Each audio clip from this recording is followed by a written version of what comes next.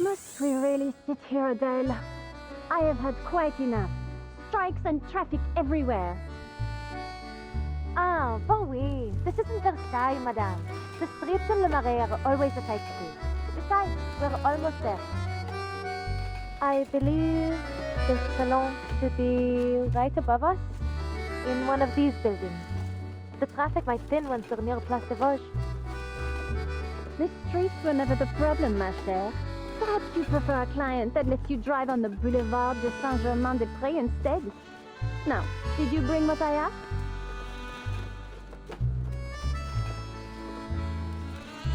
Voilà, it survived all the bumps. I know what you'll say, Madame Felicienne, but I must ask again. Do we really need to carry these pastries around with us? Not at all, provided you ensure there's always a la durée around the corner. If only that were in my power, Madame. Oh look, we're here! And with time to spare. Great, no need to rush.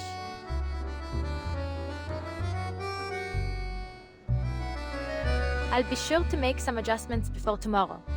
Maybe stop by the Champs-Élysées and get those macarons you like before picking you up? That would do nicely. Now, shall we go in? You worked hard to find that shortcut. Let's not squander our timeliness.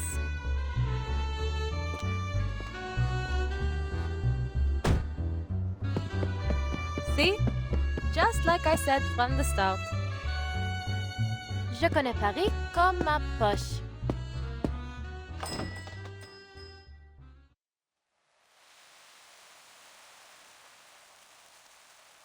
Thou art the kingdom, and the power, and the glory, forever. Amen.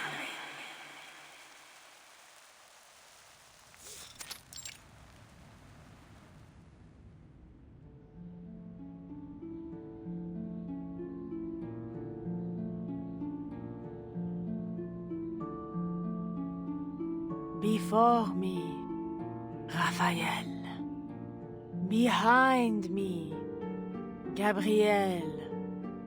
At my right hand, Michael. At my left hand, Oriel. Before me flames the pentagram. Behind me shines the six-rayed star.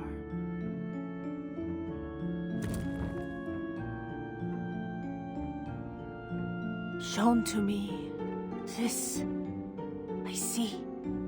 The whirlwind in the north, the giant cloud, and the blazing flames.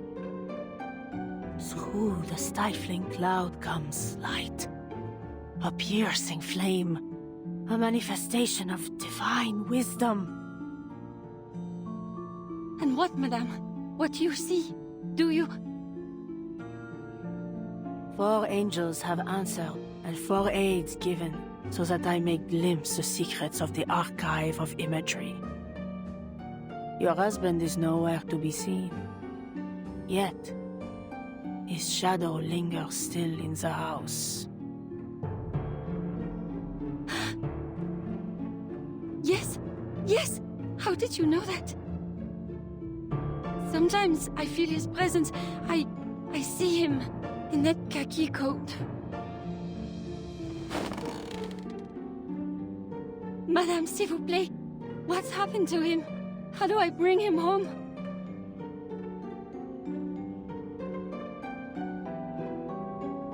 Poor woman. Sounds like her husband's gone missing. Just one of who knows how many others that have lost someone lately. You know, my friend in the police told me there hasn't been any progress on these cases. If only it were as easy as all this. What do you think she'll tell her? That it's a curse, a demonic possession, or some such nonsense. That's the usual prattle anyway.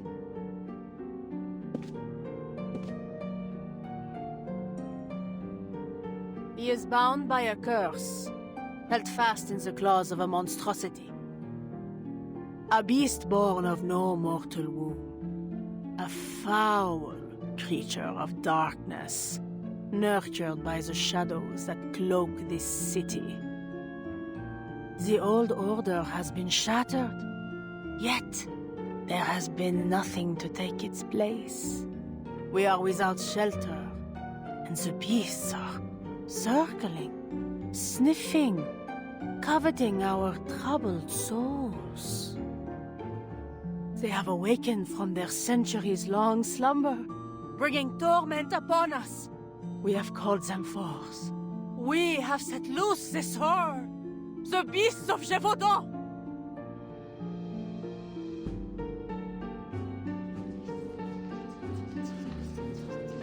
So that's what those rumblings were. The shadows have returned. Maybe that's what happened to my missing workers. Ah, bravo, madame. It's a curse, just as you said. The same old rubbish. If curses were half as powerful as people think, my family and I would have been snuffed out long ago. Spare me the morbid talk, would you? How would I ever get around without my driver?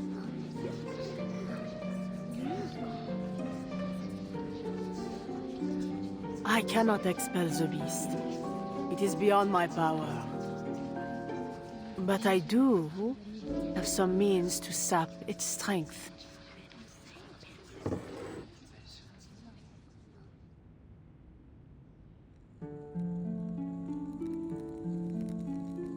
Our world mirrors the one above, bound in its reflection. All things find their place in the great chain of being. Sometimes, powers may be drawn from those higher along the chain. From Saturn, I ask for knowledge and insight, and with its power, I offer you this pendulum. Keep it close, and your husband will find his way home. Merci!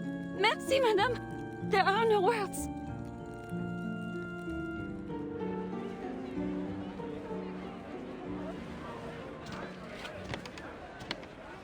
I was hoping to hear some insights on arcane study, or at least some decent gossip. Had I known it was just some poseur selling tired old charms, I wouldn't have bothered. There are still plenty of places in Paris worth a visit. If you're in the mood for fashion, there's the Galerie Lafayette Haussmann. Or for antiques and curiosities, we might try Le Marché aux Puces de Saint-Ouen. Something to take your mind off this, performance.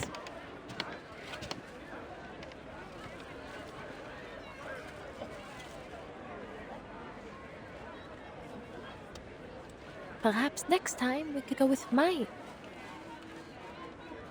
Your hours are paid for. You'll take me wherever I like. Ça va. As you say, madame. I shouldn't overstep.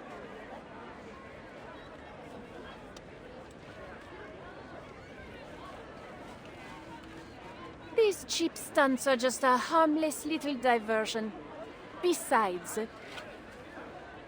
I believe I'm not the only one who's taken an interest. How have you been finding Dogme et Rituel de la Haute Magie? Ah! How did you know about that? I'm just reading it for fun. Fun, is it?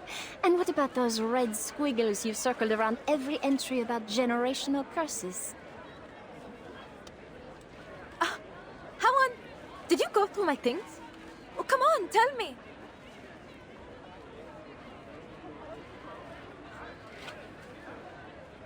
Madame, please, stay just a moment longer. I see clouds and chains around you. The bonds of one led astray, shackled by fixation. I might offer some clarity. Come closer so that I may see you better.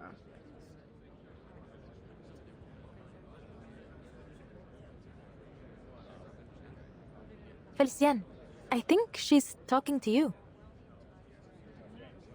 I'm speaking to you, Madame, no need to look about. Please come forward. Me?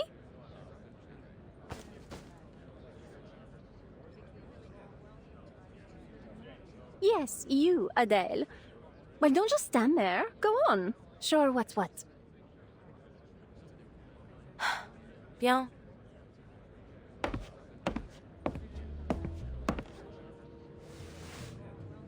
Forgive me, madame, but I have no interest in divination.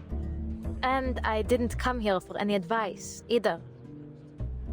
Frankly, I find it difficult to watch you take advantage of all these people.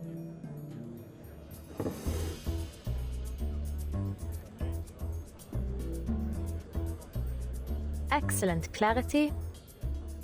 Smooth to the touch. A fine crystal at first glance. But there's something else. The evenness of its hue and that flawless sheen. Nothing is ever this perfect. Whatever do you mean? But Let's put it through a little test, shall we? Par le feu est purifié.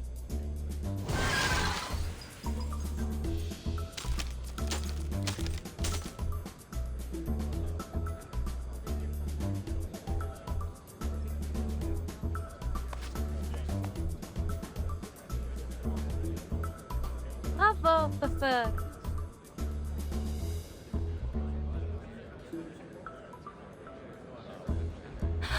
what have you done to my crystal? Please, allow me to explain. My name is Adele Tavernier. Have you heard of us before? Les Taverniers? Famed jewel hunters? The arcane skill I just used has been performed by my family for generations. We've recovered and examined all manner of treasures, including the Bourbon's own French blue. Fire holds a certain power to reveal the true nature of what it touches. Through fire, we discern falsehood from truth. Sadly, madame, your crystal failed the test. It holds no wisdom of Saturn, nor any power from the so-called chain of being. But luckily, we exposed it before the coin left your hand. N'est-ce pas? This...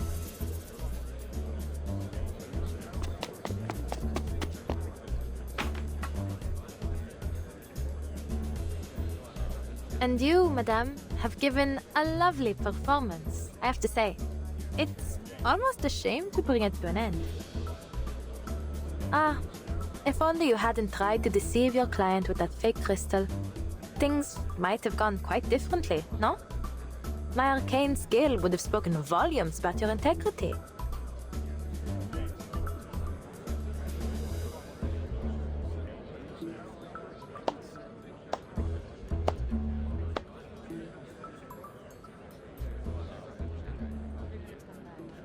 This is close enough.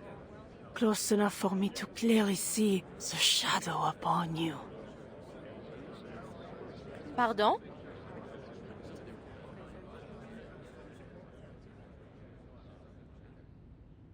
A Tavernier girl, the youngest and brightest, brimming with vitality.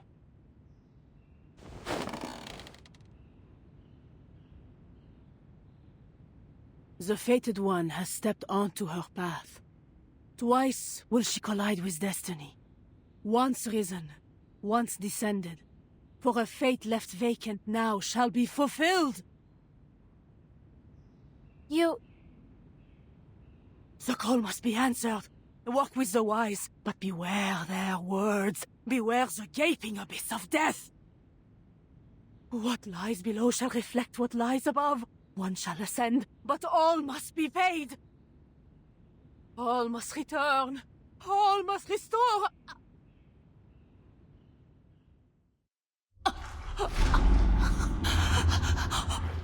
Monster. Beast. Need help! Someone! Fetch a doctor! Madame, can you hear me? Why can't she breathe? Madame, are we in danger? Wait. Is she smiling?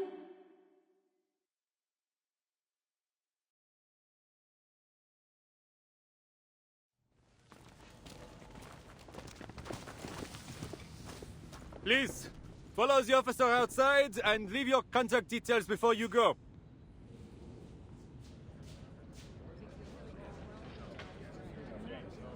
I doubt I'll get any sleep tonight after that sight. I told you we shouldn't have come. Nothing good ever comes of fortune telling. What could explain all that? Hysteria? A disease, perhaps? It's possible. You know, Fabio and Franco told me their neighbors started ranting about fighting alongside Cardinal Richelieu. Next thing you know, the man's leapt out the window riding a broom. Still in the hospital, I hear. But remember what she said earlier? Maybe what she saw was her own killer. You mean the beasts of Gévaudan?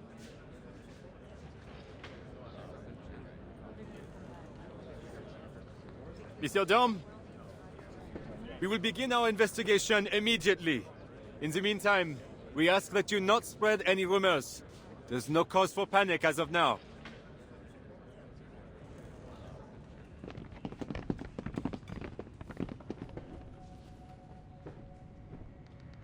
This isn't going to get pinned on me, is it? I didn't even touch her. You'll testify for me, won't you, Felician? Felician?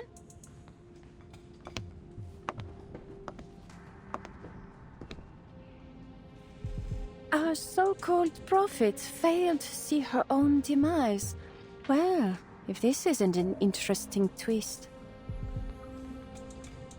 What are you doing? Get over here before they scold you for disturbing a crime scene.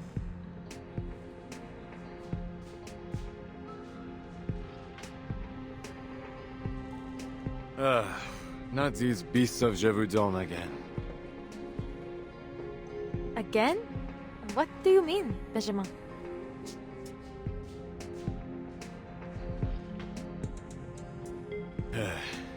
It's just a rumor and a wild one at that. Yet somehow it's spread to every corner of Paris.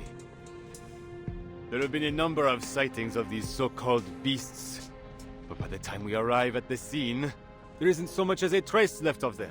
Not even a hair. The whole world's gone mad. Street crime is on the rise. And the last case we asked you for help with identification on... well, that was completely...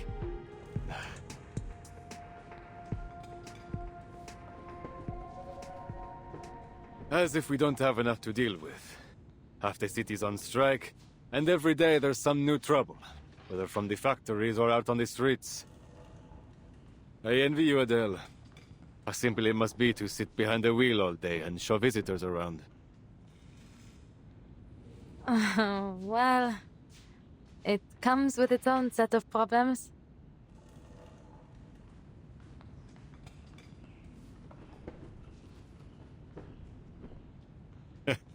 Knew you'd say that.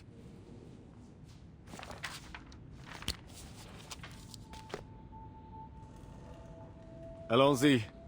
There are some questions we need you to answer. You know how these things go. I trust you know this is strictly procedure. You were the person closest to the victim at the time of death. So please, Adele, answer with care. Allez-y. Ask away, officer.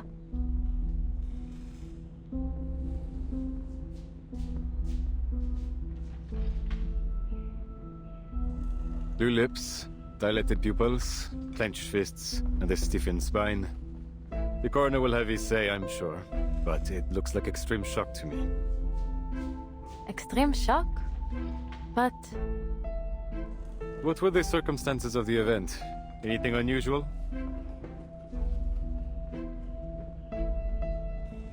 the madame offered to read my fate, but halfway through she started acting strange, staring at me and mumbling things. She said something about a beast and then collapsed to the floor. So she was reading your fortune, saw a beast of Gévaudan, and it... what? Scared her to death? It sounds ridiculous, I know, Benjamin. But it's what I saw.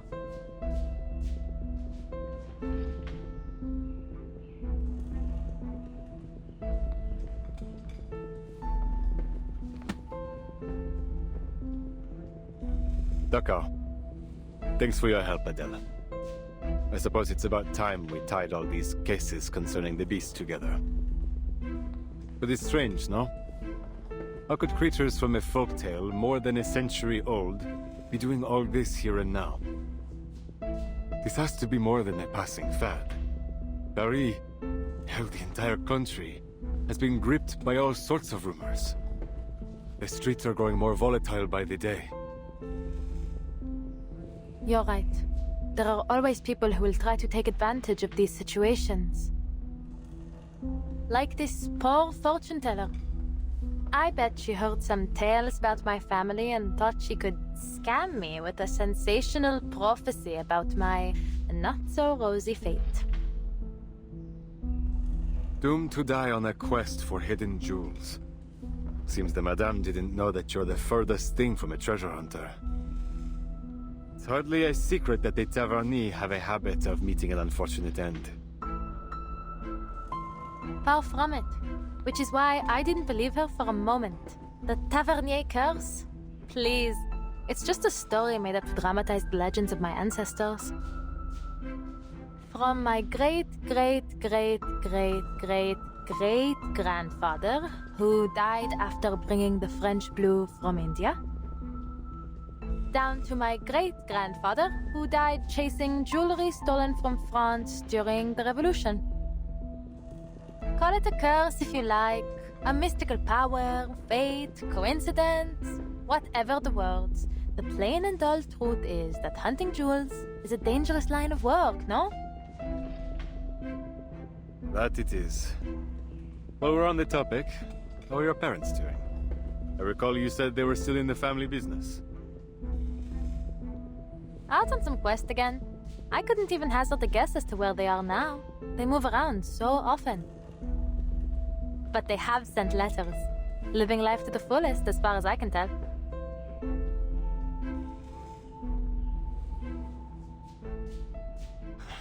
Glad to hear it. Maybe I should envy them instead. Traveling the world like that, much better than being stuck in a police station. And you? Don't you ever think of joining them on the hunt? My parents and I are different, to say the least. I don't share their obsession with shiny stones. A simple, comfortable life. That's all I want. No glittering ambitions, no fancy things. Just a job that pays the bills, fills my belly, and lets me get a good night's sleep at the end of the day. Why anyone would want to think so hard every day is beyond me. In fact, this job was the first thing I saw when I opened the advertisements page. Why not? I thought. Suits me better than treasure seeking ever will. I would expect nothing less.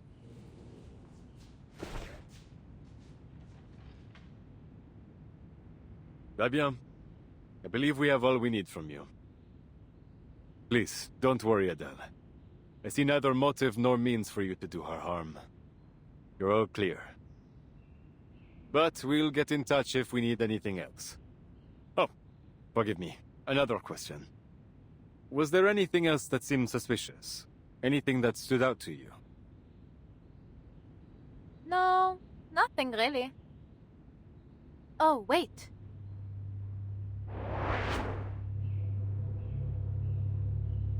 There was a woman.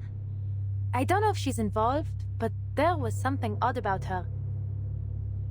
It happened so fast, but still, while everyone else was too stunned to do anything, she sat there and smiled. She smiled. Do you recall what this woman looked like?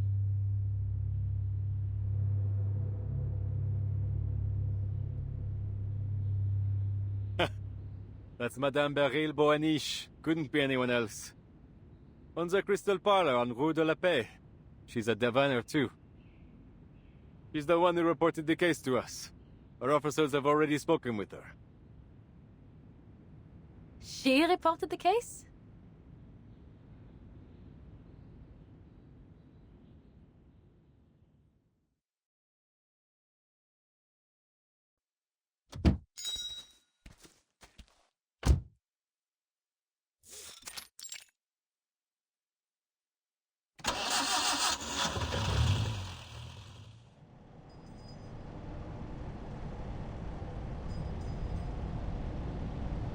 Well, I suppose that's that. No mysterious murderer, just another diviner. Benjamin said they spoke to her already and cleared her of any suspicion. Cleared? I wouldn't be so quick to believe that. Beryl Buaniche. She hides herself well, that one.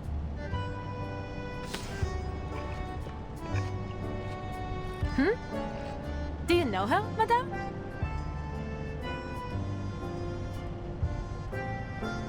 This box is empty. Was that the last macaron?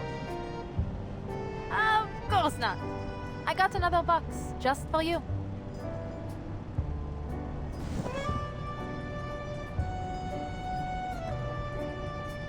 Ah, it seems my expectations have been surpassed, low as they were. C'est tellement délicieux. I must say, you seem to really have a sweet tooth.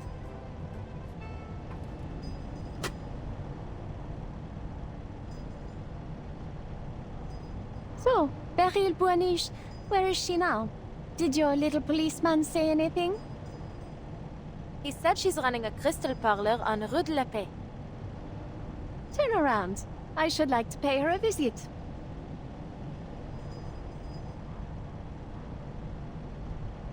Now? I don't know, Felicien. It's nearly the end of the day. I'm meeting a friend tonight. I told you that. Then you can tell your friend to meet you at Rue de la Paix.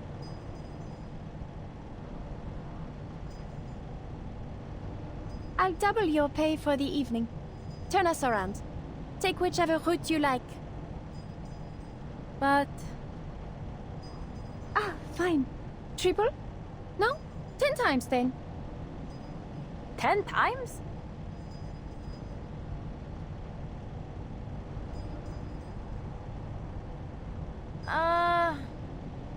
No, Felicien. I really can't. Celia's always busy these days. I barely get to see her. She's all wrapped up in this parapsychology thing. I haven't seen her in so long. I don't want to cancel on her. We'll go to Rue de la Paix tomorrow. I promise. You live a terribly tedious life, Adèle Tavernier.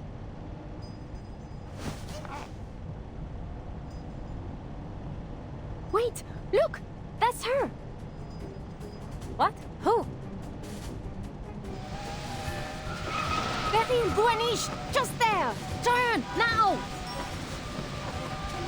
Let go! I can turn the wheel Ugh.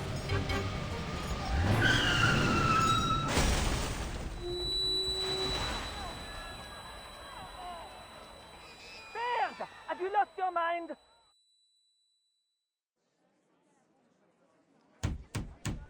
Ah! I'm speaking to you! Out of the car, now!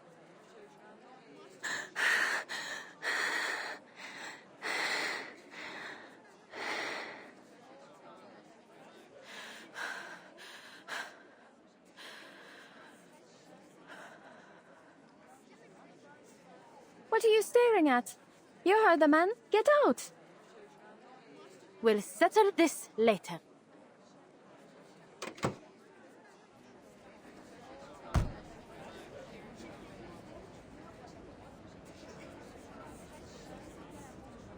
What was she thinking? Grabbing the wheel like that.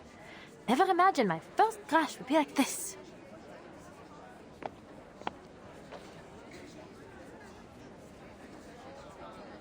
I'm terribly sorry, monsieur.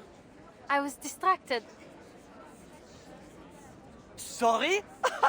Tu es even have the slightest clue what sort of damage you've caused. We can't afford to lose time here. The nation is calling to us.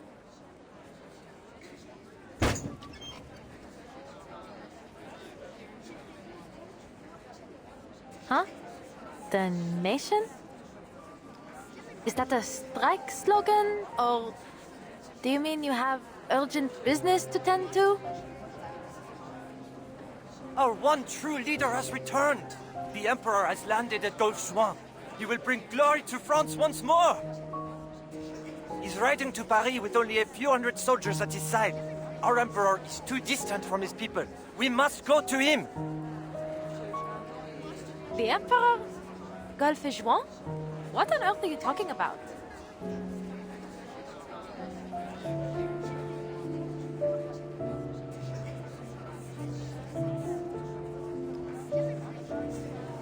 I see.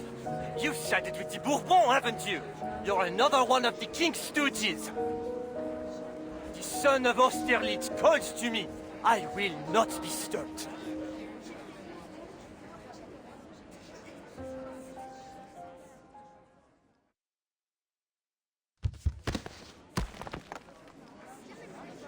Let me be. I must go to the Emperor. Monsieur, calm yourself. Someone help me, please.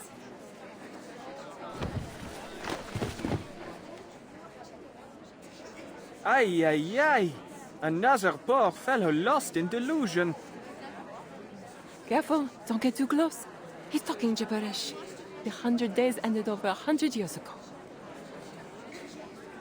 Please, someone, get him to the hospital.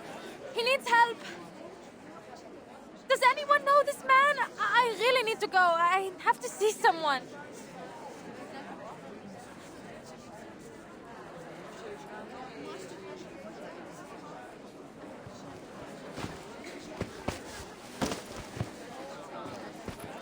Vincent, my God! I'm terribly sorry for all the trouble he's caused, mademoiselle. He's my student. Please, allow me to cover the damages. Would you mind leaving me your address? I'll take care of the rest.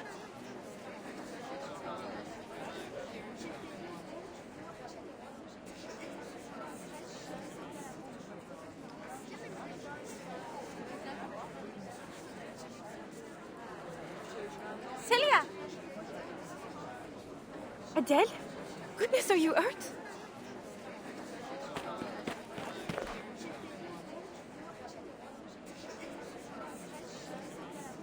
This is Professor Roseau, the one I told you about. Professor, this is my friend Adele. She is who I was going to see this evening.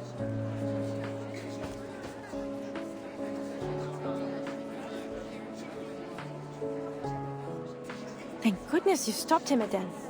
Who knows what might have happened otherwise? Yes, yes, you acted both quickly and rightly, mademoiselle.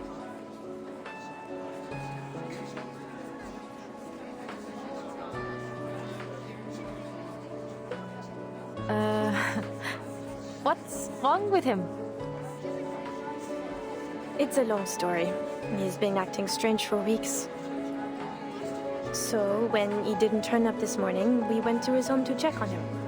The door was open and it was a total mess.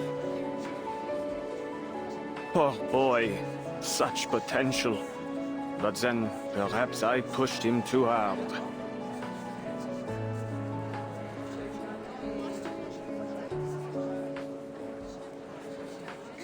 I shan't keep you, ladies. Celia, go with your friend. I'll deal with all this. But Please, Celia, put this behind you and enjoy your evening. But be sure to join me for tomorrow's field work.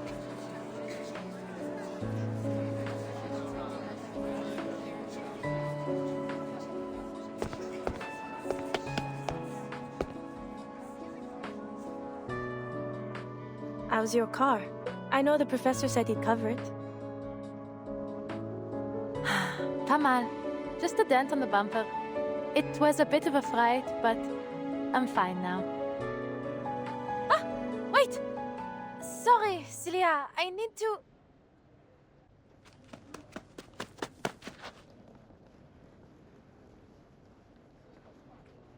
Felicienne's still in the car? I'll have to take her back to the hotel.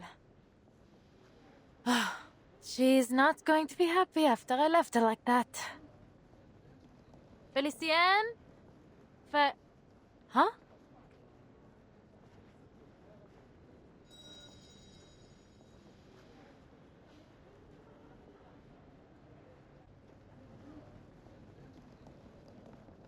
Oh no. Is that lipstick?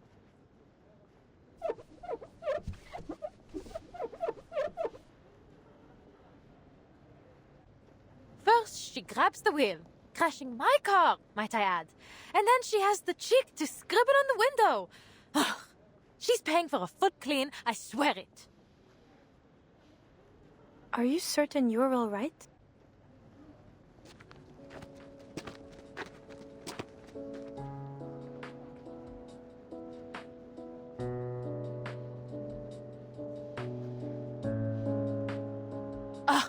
I'm fine. So, shall we eat at that spot near the Seine again? Or are you feeling adventurous tonight? You said you couldn't stand the campus cafes anymore. So tonight, ma chérie, you choose the food. Really? I suppose if I could have anything. You know, what I'm really missing is some good home cooking.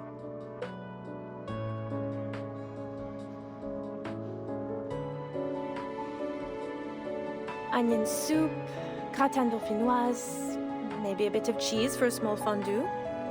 Oh, and I just bought a bottle of cider. What do you think? You simply have to come over and see my place now. I cleaned the whole thing, balcony too. I came over to ask you for help, but you weren't home. Home cooking it is. Hop in.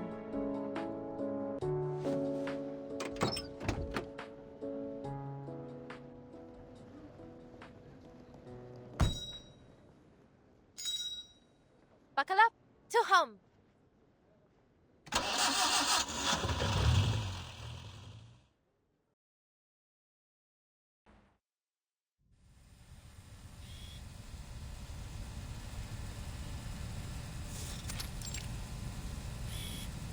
The Tavernier curse. Every member of your family is destined to hunt endlessly for treasure until they meet their end. Pass through blood relation, usually to the relative closest to them. You don't believe in this so-called curse, do you, Miss Tavernier? Or should I call you Broom?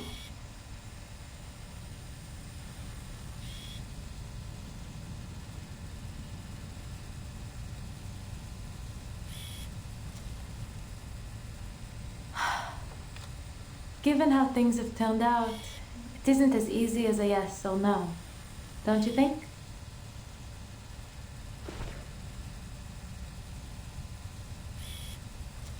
But say it is true. Then what of it? We're all going to die, no? One day I'll die searching for treasure. But before then, I'll live as I see fit. I don't plan on wasting away my days in fear.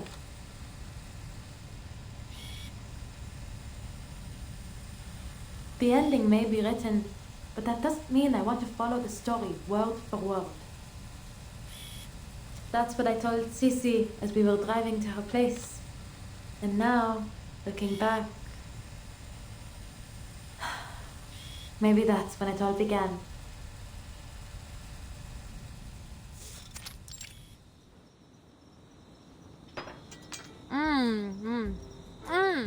So good. This gratin is the best.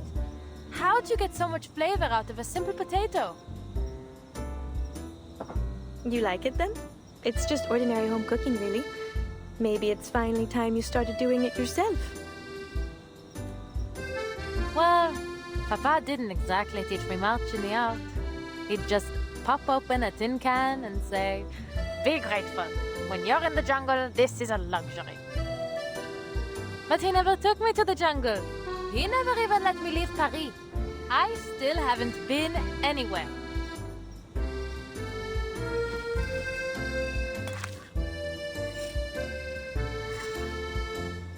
You can only blame yourself, Adele. You were the one adamant about not becoming a hunter. Of course! Because I don't want my life planned out like a stage play. And don't pretend you didn't have a part in this. You're the one who picked the page number in the advertisements.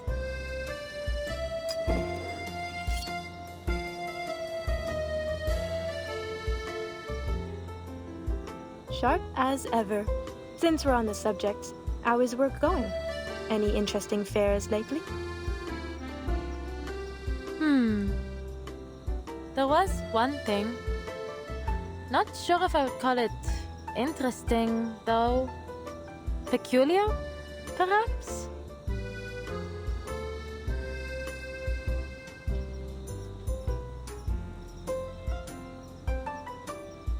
I was at a diviner's salon, and the host...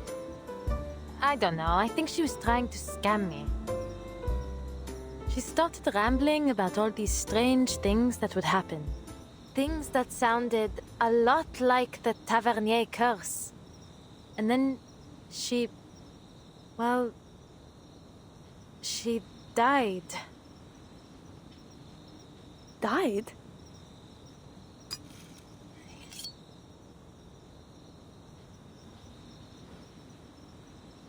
Then the police came, and I suppose the case is still under investigation. Anyway, you know what I think of those diviners. They're not exactly people you should take seriously. Then why were you there? Not by choice, that's for certain. One of my clients was interested, Madame Felicienne. She always gets these sudden whims and insists on having everything done just as she pleases. I wouldn't have crashed my car if she hadn't... Bah, forget it. How's university life?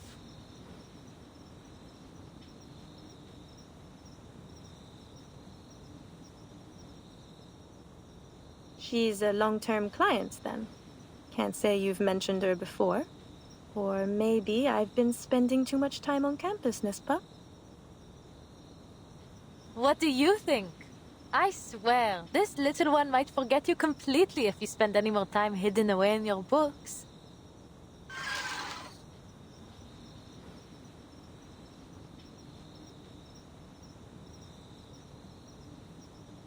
Oh, I know better than that. This sweet little thing was summoned by your family's incantation. As long as you remember, he remembers. Such a fascinating creature, the tutelary. He sees every corner of your psyche, memory and sensation, even your unconscious thoughts. Here comes Cici with another one of her academic lectures. Is this what you're studying these days? Yes. Professor Roseau has found new inspiration in a Swiss psychologist's theories. He's pushing for some new breakthrough. The whole research team's working on it. We've already seen some early progress. That, collecting brain thing? Collective unconscious.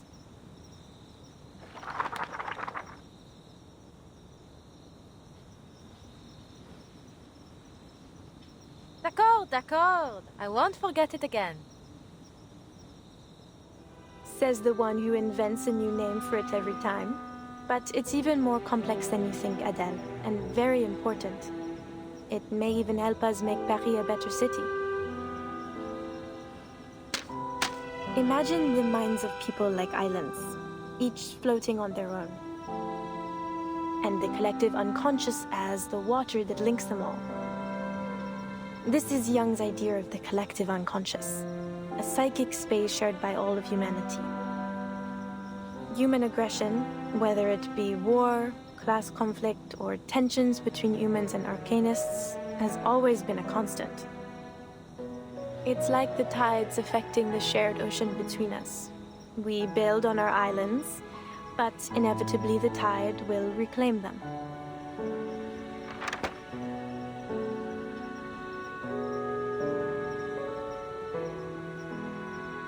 Maybe this guy's onto something. We're all fighting for our place in these troubled times. But I don't understand what's unconscious about it. Are you saying that deep down we're all war-hungry maniacs? Certainly not. But we are all under the influence of this collective mind. That's why the same conflicts happen again and again, in all times, in all places, and to all people. We can't force back the tide, but what if we found a new way to change the ocean itself? Fill it with a new nature, one of peace and equality. Even one tiny drop of new thought could make a world of difference.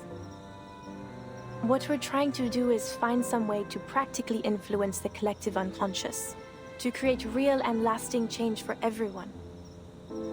I believe, truly I believe, it could do more to save us than any law or reform ever could.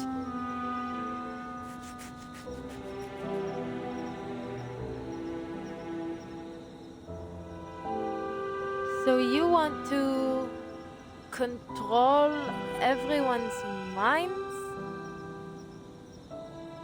What? No. We still want people to think for themselves. We just want to change how they think. If we can plant a more hopeful vision into the collective unconscious, we could sow the seeds for a better future for all. Like how Victor Hugo wrote his dreams into his books, and they reached every reader in France. Only we're doing it in a more controlled, systematic way than simply telling stories. What about Vincent? He seems the furthest thing from control, loyalty to l'Empereur aside. Are you sure this research is safe? Truthfully, I wouldn't say it's entirely without risk. The collective unconscious is a sea of primordial images formed into cultural motifs and symbols. The more popular that symbol is, or the more often a theme occurs across cultures, the more powerful it's said to be in our collective unconscious. Take Napoleon, our conquering hero king and cultural symbol. Vincent? Well, he's always admired him, so perhaps that made him more susceptible. We're working in the mind, so it's understandable that there might be some unforeseen effects. I fear Vincent may not be the last to suffer like this until we find a safer way to proceed. Popular symbols, recurring themes, mental distress.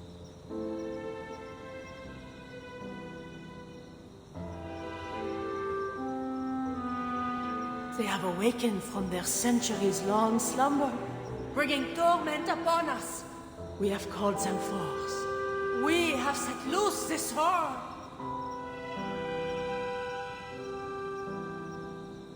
Like the beasts of Gévaudan?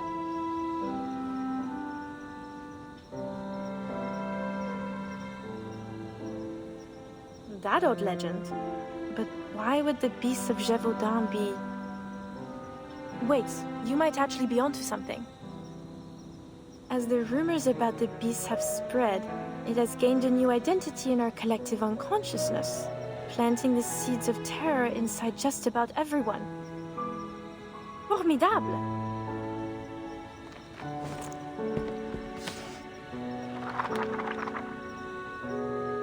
Merci, Adèle. You truly are my very own academic muse. I must take another visit to the Danse Macabre mural. It may play a part in all of this. I'll buy you one of those good luck necklaces when I publish my paper. Then you'd better make sure it's chic. I'll want to wear it every day.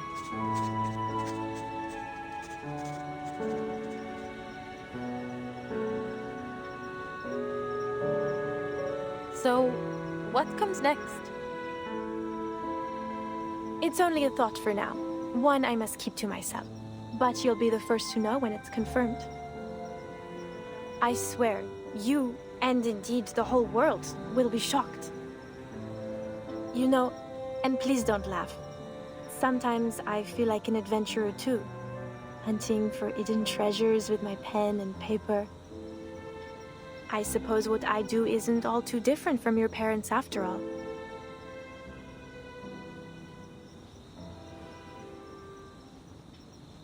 Je m'excuse, Adèle. That's... That was inconsiderate of me. I got carried away. You can find better role models than my parents, Leah. I got another letter from them the other day.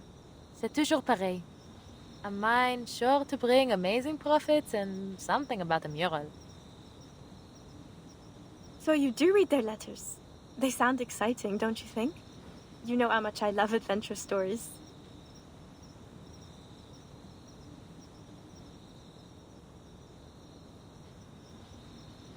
That you do. Sometimes I think you're more of a tavernier than I'll ever be. I suppose I have always thought of you as a sister. Anyway, enough about that. Where are you taking your client tomorrow? To Rue de la Paix. There's a crystal parlor we're going to visit. Because of what that diviner told you? You must be the master of your own will, Adele. Don't let your subconscious make all the decisions. Whatever you say, Madame Professeur. I mean it. So many things in life are stirred up from the depths of our minds.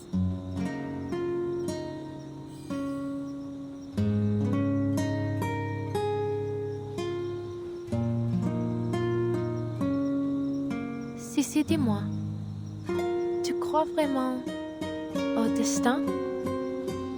Sissi? Celia?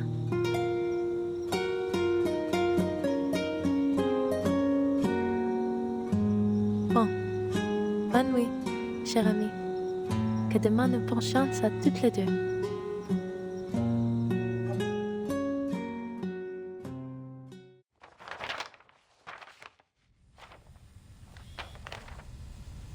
And it was on the following day that you paid a visit to Beryl Boaniche's Parlor of Crystals? Correct. And there, you had another, what did you call it? Unusual divination. Beryl Boaniche had foreseen my visit long before I arrived. Just as she had foreseen all that came afterward.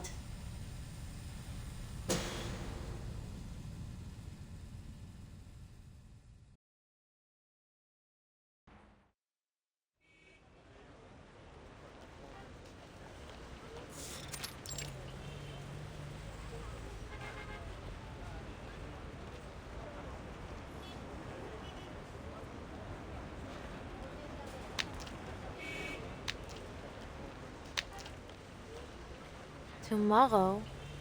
She never said the time. She's not planning to keep me waiting until the evening, is she? Or has she already gone in?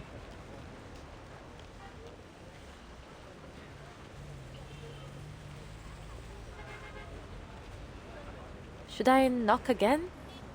Someone must be in at this hour. Bonjour!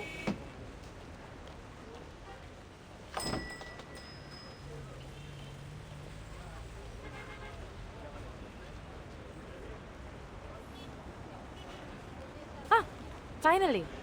Perhaps they didn't hear me knocking before? Hello? Right. I suppose I'll just let myself in.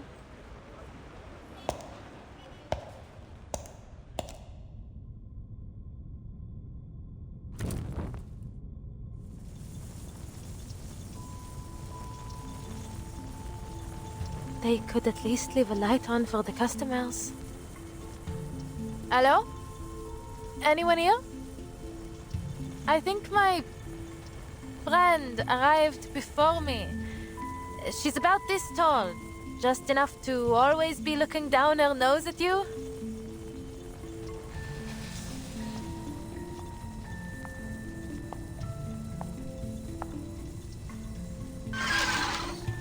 What is it, Fufu?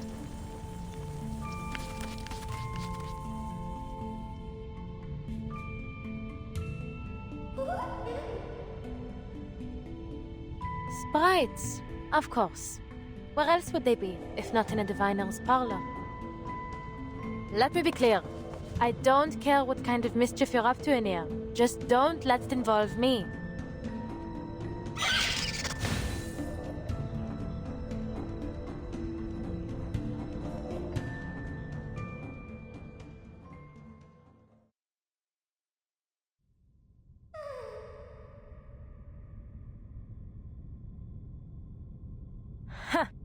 Not so funny when the joke's on you, huh? Now, lead on. Bring me to the owner of this place. Understood?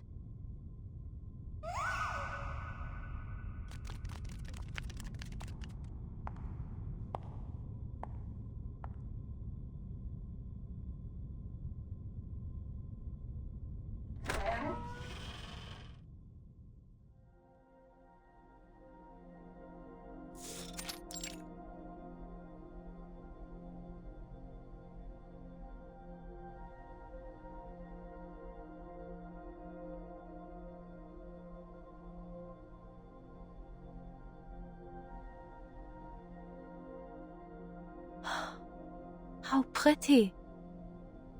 Never seen a parlor quite like this. The way these crystals are displayed, it feels like they're not meant for sale or for exhibition.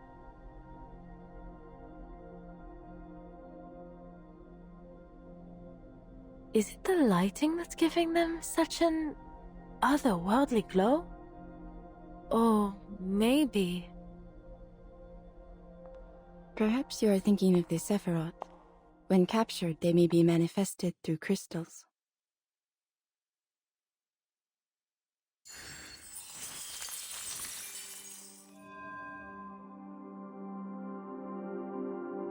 Some believe it is through these Sephiroth that the Creator formed our world. Without them, the divinity is incomplete. The 10 Sephiroth, the astral light, the flames of the fire which burned in the bush, the glowing stream which flows from the tree of life, the numerals, spheres, Enos, and all aspects of reality. Ah, then you must be Madame Beryl Boiniche?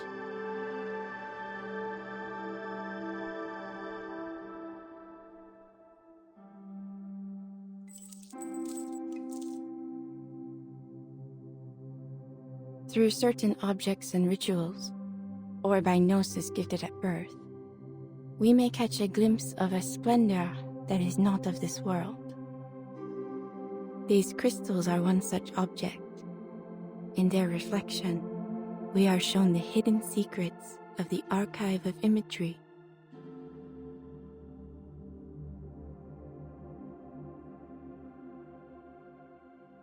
Madame, did you... I am pleased that you have made your way here, Madame Tavernier. That door was left open just for you.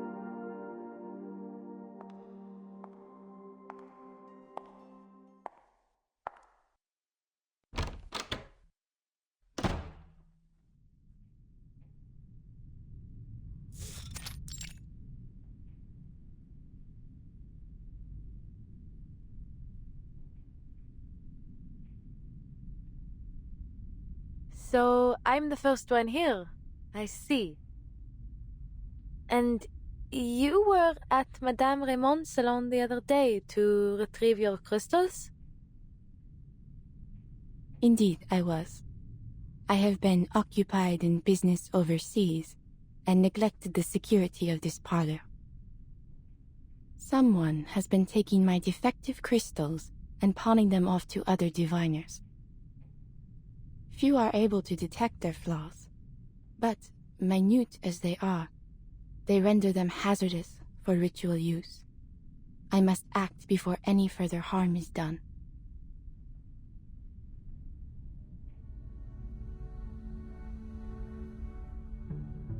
For that, I owe you my thanks, Madame Tavernier. You showed courage that day, in your words and actions. Just Adele will do. And there's really no need to thank me. Truth be told, I probably wouldn't have interfered if the diviner hadn't tried to make a fool of me. Ah, those words still bother you, do they not? No, not at all. I don't take things like that seriously, you know? After all, fate, it's just a matter of belief, isn't it? You do not believe, yet you cannot seem to put it out of mind. Is that so? Ha! Please, madame. You aren't about to start with the prophecies like all the others, are you?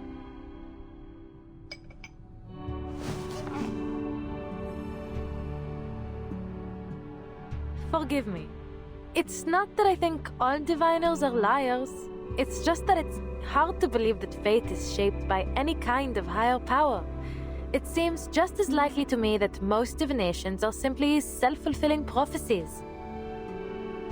And whether they be from a higher power or a crystal ball, I won't let prophecies dictate my life.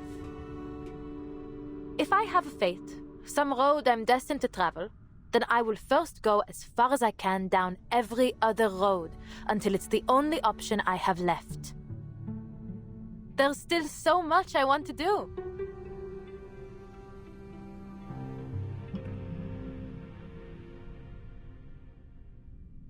Fate, dear, is a universal law, the cause and effect of all events. Just as the path of light through a crystal may be predicted to find its refraction, one road inevitably leads to another. While some believe our paths to be unpredictable, others see them as written, from beginning to end. But there is little use in searching for meaning in such a thing as fate. My reading foresaw your coming today, and here you are. The light passes through the crystal and falls as it must, as it ever was to be. You knew I'd come? Then, what about my friend? I saw only you. Zut! She didn't even bother to come. What is she thinking?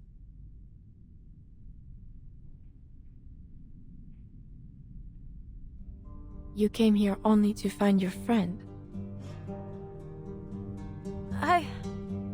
Well, yes, you could say that.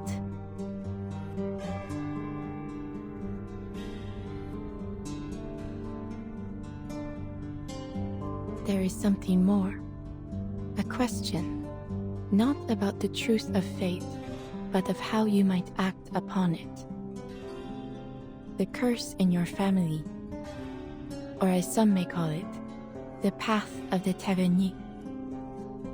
You wonder whether it is your time to walk it, do you not?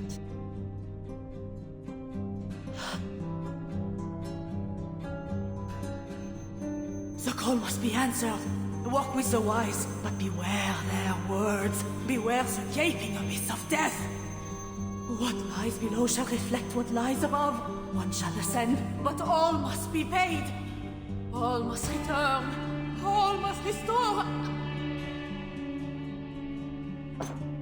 How come every diviner I meet these days seems to know about that curse? Is obscure jewel lore really so popular in this city?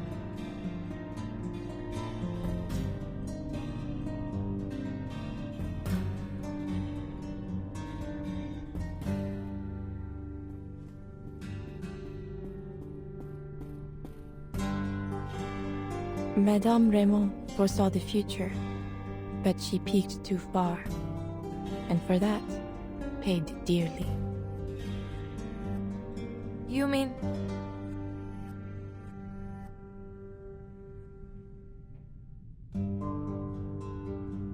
No. Please tell me you're just teasing me. You're saying that it wasn't her fear of the beast of Gévaudan that killed her, but what she saw in my future? Please, Adele, allow me to finish.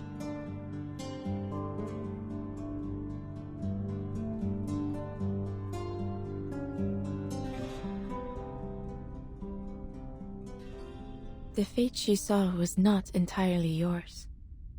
There is a shadow which lingers on you. In a way, it is true. You are indeed cursed.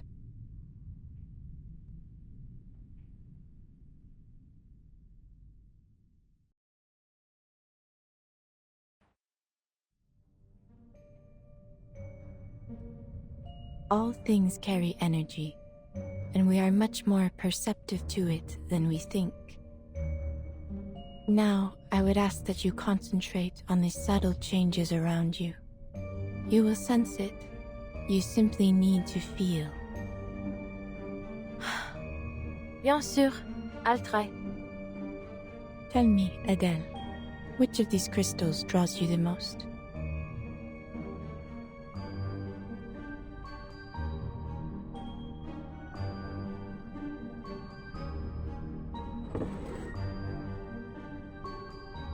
Maybe this one.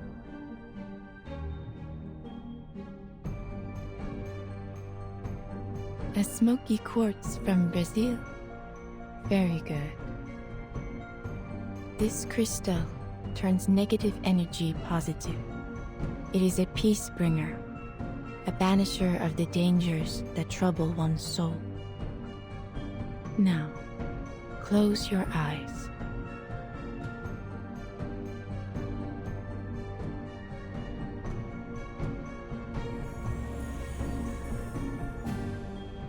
Sept doubles, sept portes, sept en tout révèlent les séphirotes.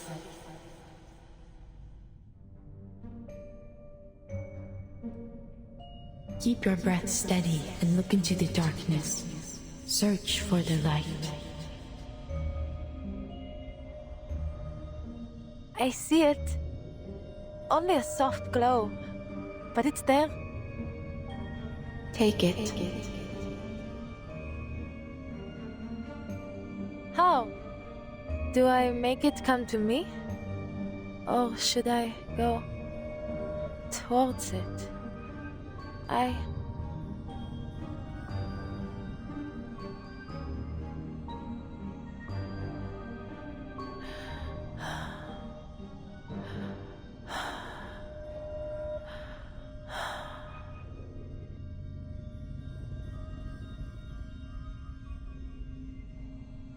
Adele, come on, wake up!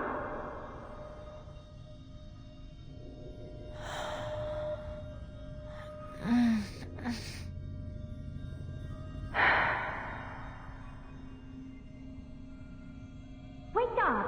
Good heavens, how do you live like this?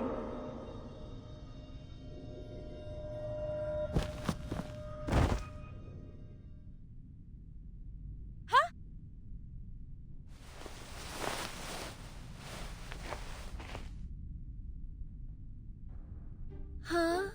Good morning, I think you meant to say. I've been looking all over for you, and here you are napping like a pampered cat.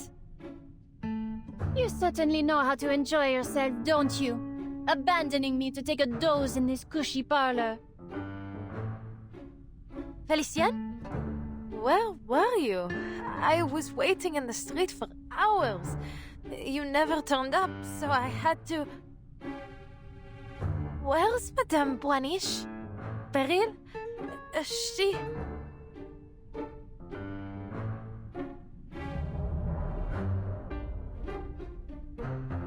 Still dreaming? Look around you. The parlor's already closed.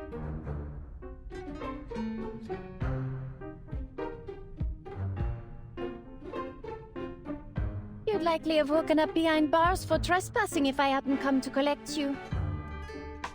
Quelle honte! This place seems more tedious than I thought. Come on, get up. We still have time to look elsewhere. Oh, of course. I'll fetch the car. It's by the back door. No, not the car. I'd rather not get into that death trap for a while.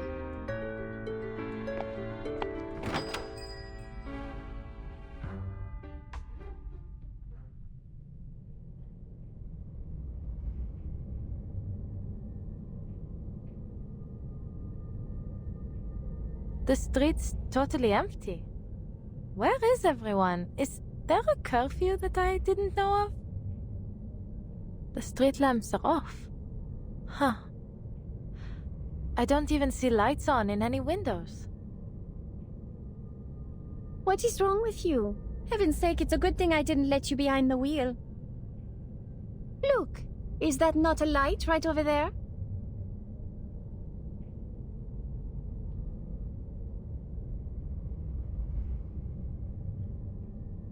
Is that Café de Flore? Do they really stay open so late? I suppose I've never checked. I'm starving. Go see if they have any food. I'll wait outside.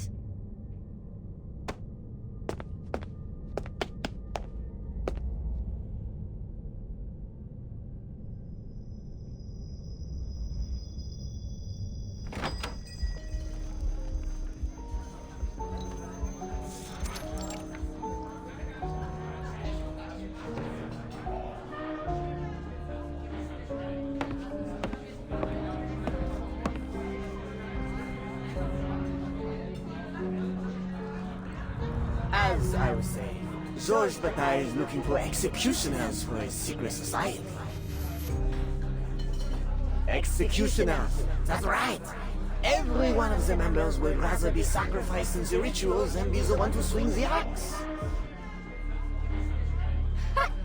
Who would have thought? The norm breakers can't even bring themselves to commit violence. Is it a mercy or just selfish martyrdom? Did you see the last performance at the Théâtre de Ganguinel? Jacques Chauvin has been the worst director I've ever seen. He ruined all the gory scenes with his so-called theatrics. But he's a self-absorbed man. It's hardly a theater anymore, more like a circus. I wanted to gasp at the sight of shattered bones and slit throat, not from sheer disappointment. Honestly, I miss the Apollo Maxa. Every death she brought to the stage was impeccable. Mademoiselle, I must confess I'm confused. You're saying that something will just pop into existence if everyone believes it exists? In a manner of speaking, yes.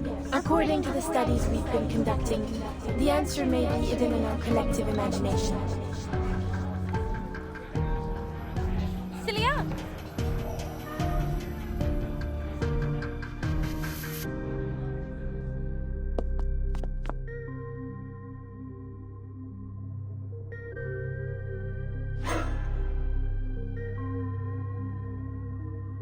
Adele! What a surprise! I thought you had no interest in my studies.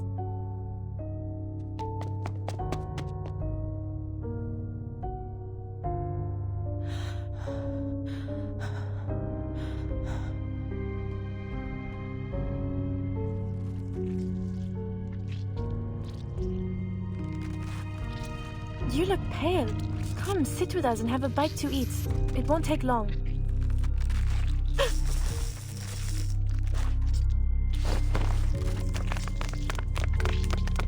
We need to go, Celia. You're hurting me. What's going on? Adele!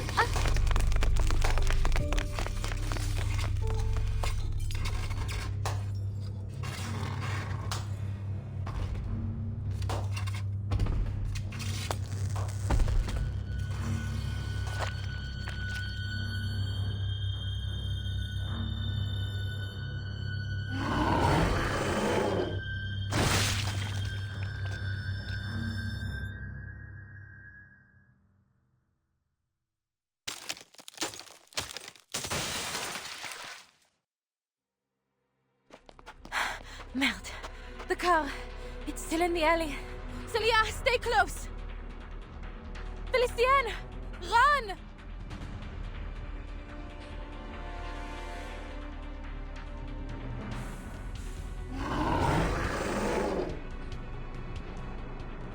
Go on ahead, Celia.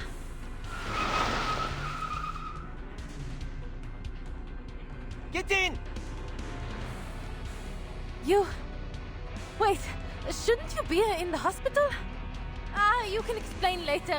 Celia, get in the car.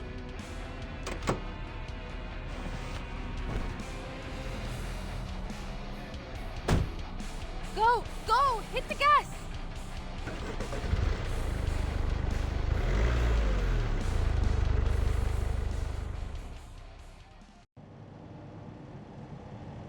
Are you all right?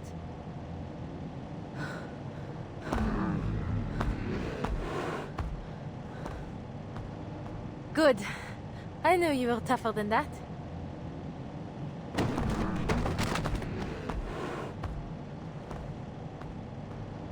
Ah, even with twice the legs, they still couldn't outrun us. Monsieur Vincent, yes? We bumped into each other yesterday, remember? I appreciate the help. You came just in time. But, shouldn't you still be in a hospital bed? Impossible n'est pas français. I was back on my feet in no time.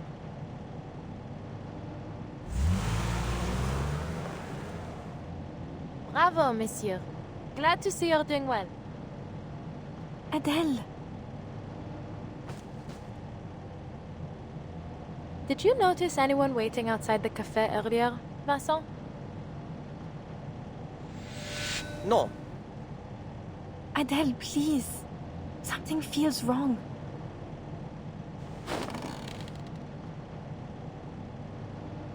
Those lipstick marks on your passenger window. Rude, wouldn't you say? People really need to learn where to put their lipstick these days, huh? Funny that you got the same message, in the same spot, with the same smudges. But I wiped it off yesterday. And how did it get here? Where did you get this car? Or is this even real? Am I in a dream? You're speaking nonsense, Adele. How could this not be real? Have you been sleeping all right? Enough, Cecile. You're just a part of this nightmare like everything else.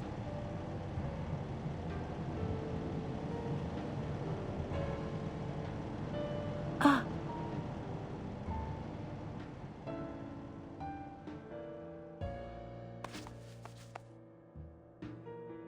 Par le feu est purifié.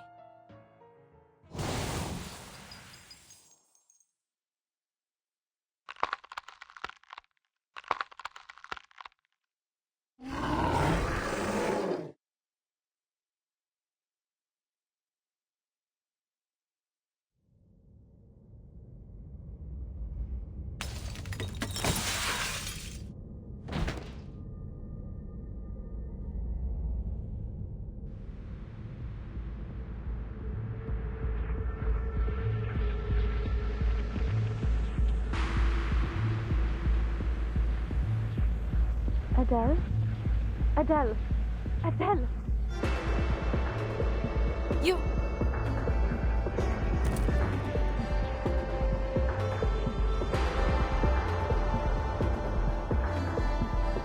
You're really?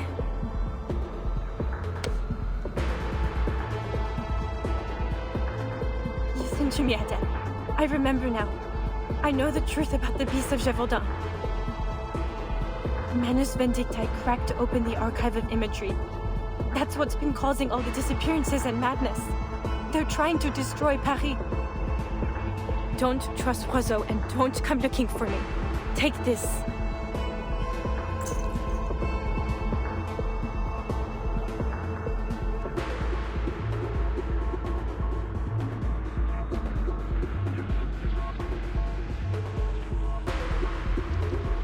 What? Is this the French blue? But surely this isn't the real thing.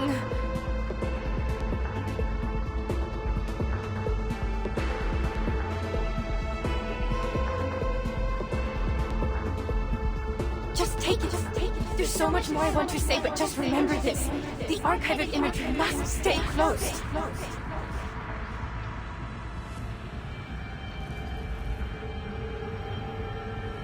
Destroy the stone. Celia! Des ténèbres, la lumière.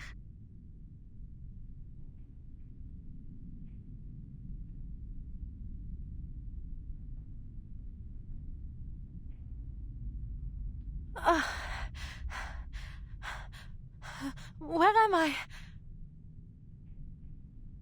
Take a deep breath.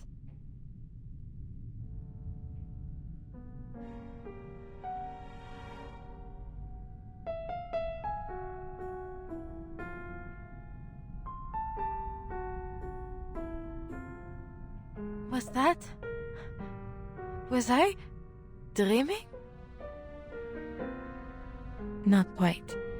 You plunged into the depths of your mind and uncovered the shadow lurking within. I saw them. The beasts of Gévaudan. At the Café de Flore. So, did we cast the beasts out of my mind then?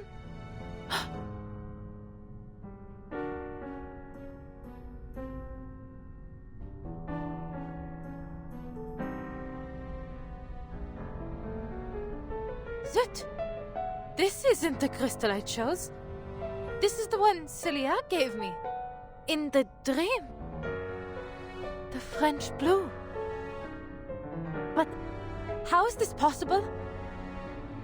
Am I still asleep? Is this part of the dream too?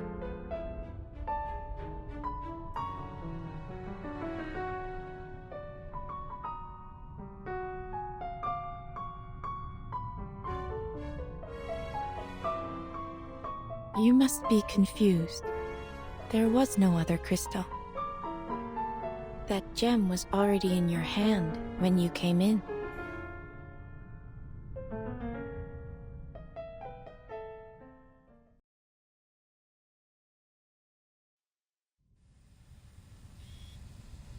What did you know about Manus Vindictae at that time?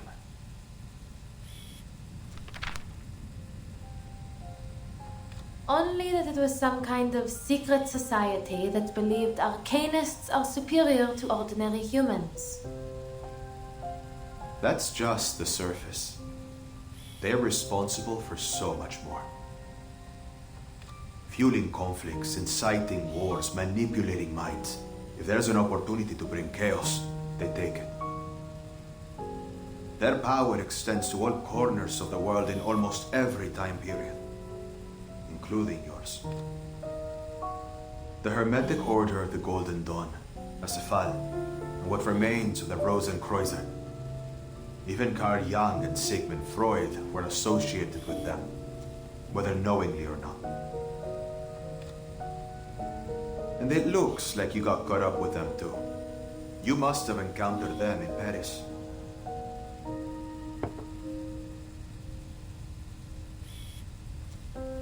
Miss Tavernier, what you say next is critical. From this moment on, everything you say will be monitored by a lie detector.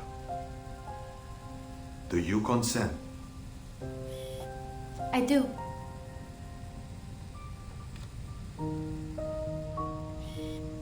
You seem confident I've encountered them, but I really have no clue how I would have any connection with them.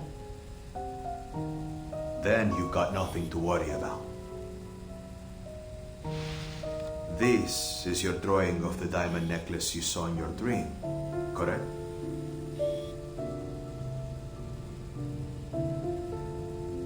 Yes.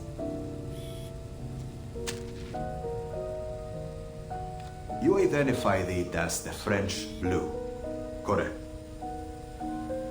I did. The French blue, said to be the most beautiful blue diamond ever. It seems whoever it ends up with meets a horrific end. First Louis XIV suffered defeats in his final years. His son was taken by smallpox and France fell into financial ruin. Then Madame de Montespan, Nicolas Foucault, Catherine the Great, George IV of England, and Thomas Hope. I'm sure you're familiar, Miss Tavernier. After all, if it weren't for your ancestors, the diamond would never have come to France in the first place. That's true. I grew up hearing all those stories. Then you must also know that it's impossible for you to be in its possession. Of course, monsieur. The French blue was recut more than 100 years ago. The biggest piece became the Hope Diamond. I doubt it retains even half its former glamour. But believe me, at that moment, it was the only conclusion I could reach.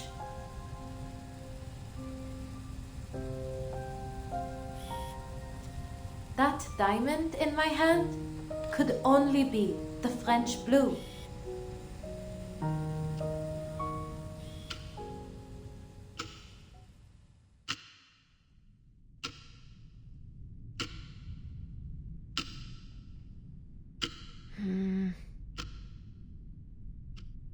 You have spent 3 hours studying that diamond, Adele.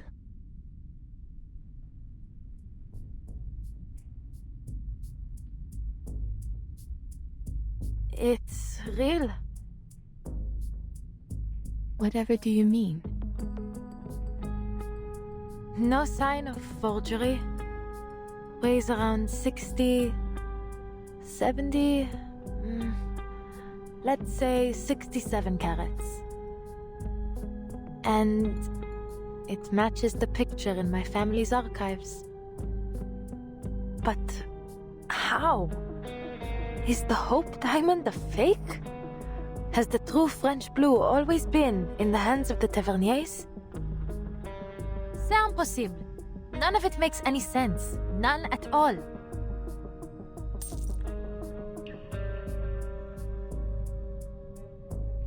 Madame Boaniche, what is the meaning of this? Are you playing tricks on me? Am I seeing illusions because of that cleansing ritual? If you insist I arrived with it, then I'm taking it back home. Adele, I run a crystal parlor. I neither sell nor possess any such diamonds. I am just as certain as you that I am not its owner. This diamond, this French blue, it doesn't exist. It cannot exist. And yet here it is before you. It has passed every test.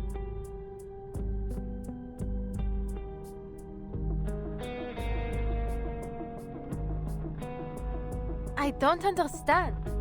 Celia gave this to me in my dream. How could it be here, in reality? How does something from a dream become real?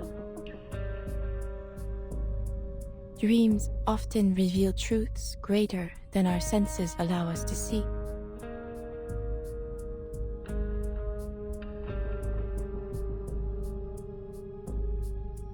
The material world is a result of contraction, shattering, and reconfiguration of Pneuma on its descent through 4 primary spiritual worlds.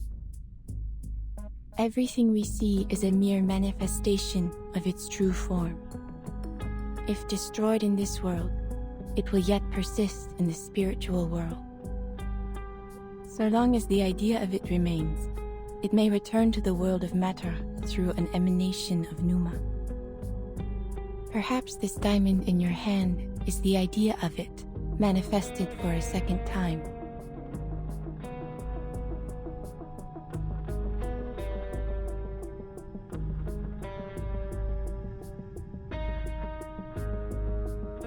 But how? All I did was see it in a dream.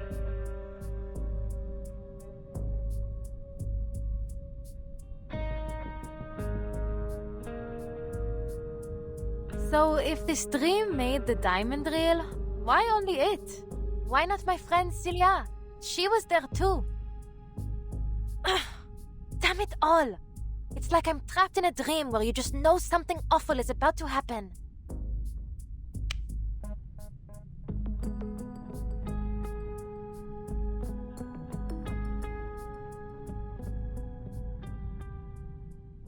Oh, this is giving me a terrible feeling.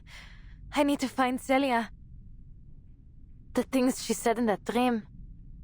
I have to speak to her before I do anything else.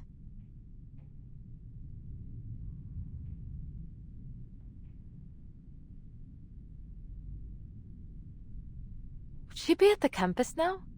Or still in the field? Maybe I should wait for her at her place.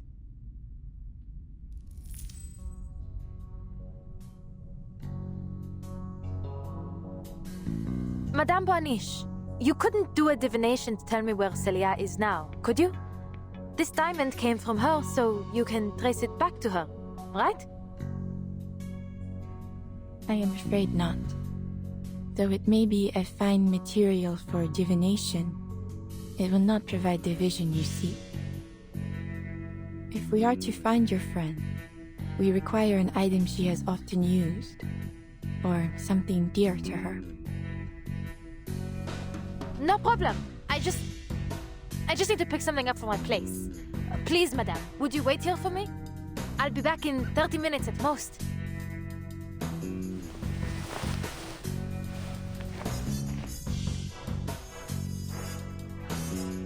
I am sorry, Adele, but I must close the parlor now.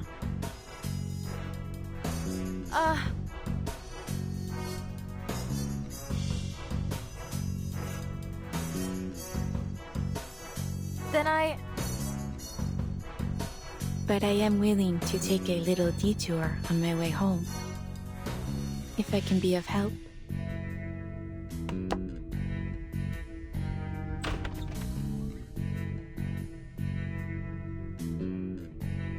Thank you.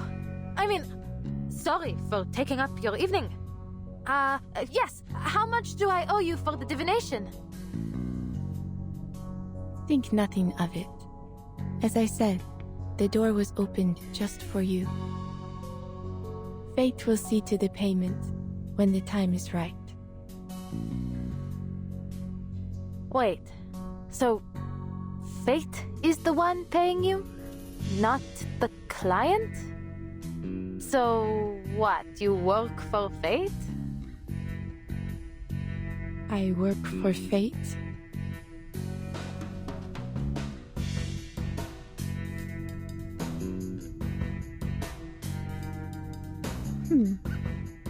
I have never heard anyone put it quite like that.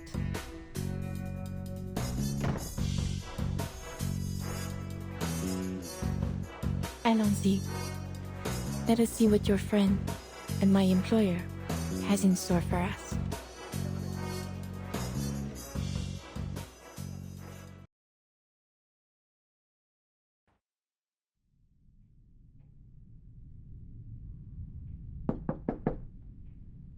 Celia? It's Adele. Are you home? I thought not.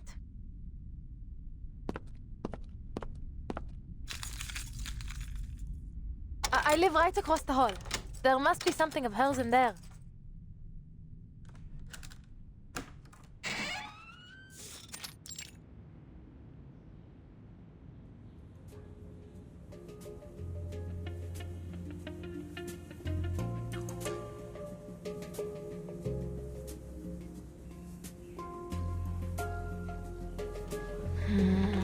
Come on, Sissy, you must have left something here.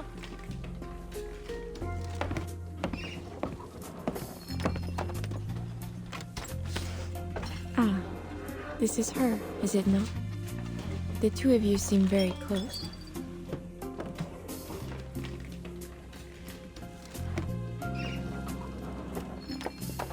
Almost like sisters, actually. My parents were always traveling, so her family often took care of me, making dinners, that sort of thing.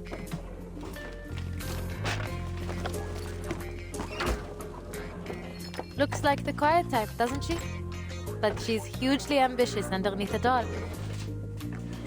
She's certainly set her sights higher than I ever have.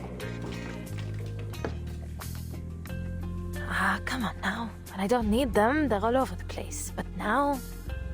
Aha! Will this do?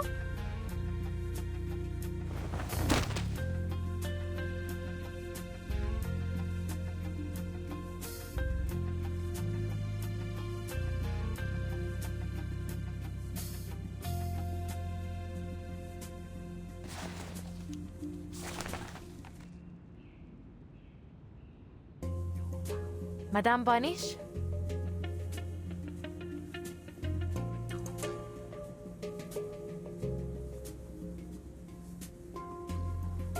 Letters. Yes, they would do nicely.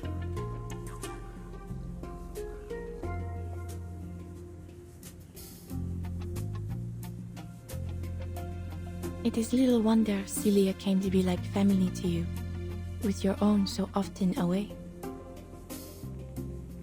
Right. not that I mind, really. They've hardly been around since I was little. I see. Shall we begin? Let us find this chosen family of yours.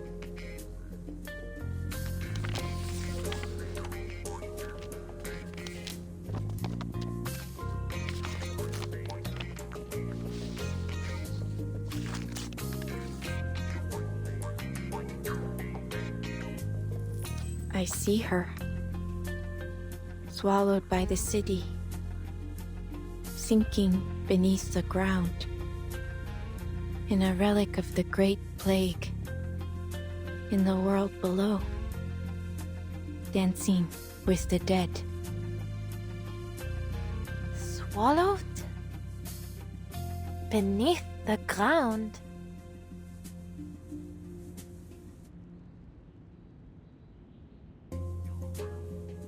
Could it be the catacombs?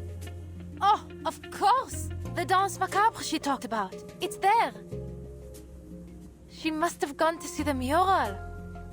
Ah, Celia, you never pick the easy places, do you? You had me worried, madame, the way you said it. It sounded almost like she'd passed on to the other side.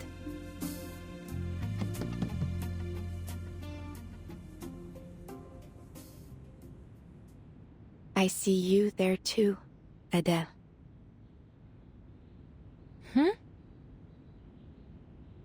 And the shadow of death follows close behind.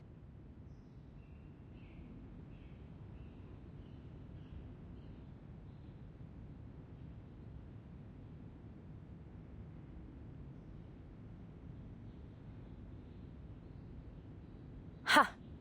It's hardly the first time I've been warned about the shadow of death, is it?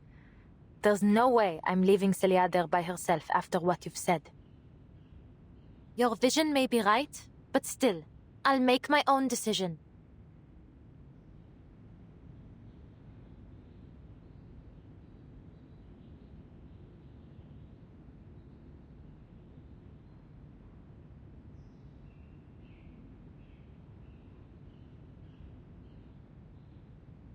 I expected no less.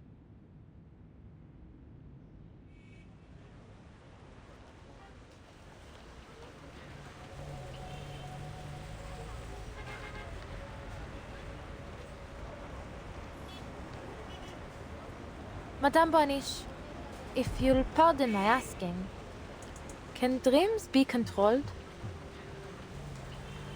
Think first of matter as the lower form of spirit, and spirit as the refined form of matter. When we dream, we tread in the spiritual world above, and thus we may shape it, just as we do our material world. Then, is it possible for a diviner such as yourself to decide what I dream?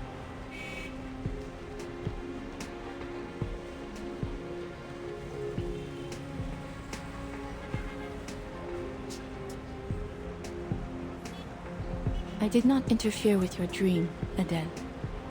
But, if your concerns are too great, you do not need to accept my readings. No, I didn't mean it like that. I'm still trying to make sense of all this. A dream turned into reality, and I've met 2 diviners in the past couple of days, and one of them is dead. I felt I had to ask. I understand. I would feel much the same were I in your position. Thank you. I should take you home, madame. I know a shortcut.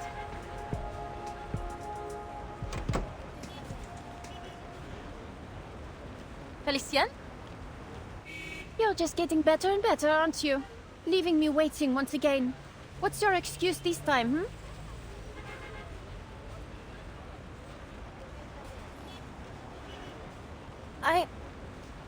Where have you been? There are strikes going on all over the place, Félicien. You've got to stop sneaking off and roaming around by yourself. Oh, hold on. Where did you get that necklace? Pardonnez-moi. Who are you to lecture me? You're the one who left me alone in this car.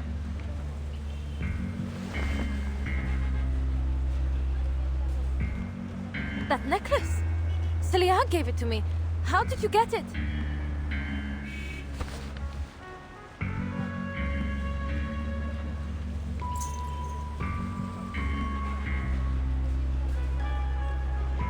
Celia gave it to you, did she? Are you mad? This is a priceless national treasure, ma chère. Not a friendship bracelet. I say this to you for the last time, and I shall not repeat it again. This is mine, and always has been mine. The finest of all treasures I collected on my many adventures. It's a relic of a more beautiful era. Shattered and distorted, along with the vision of the Baron family. My family. This jewel is mine. Do you hear? Mine, mine, mine.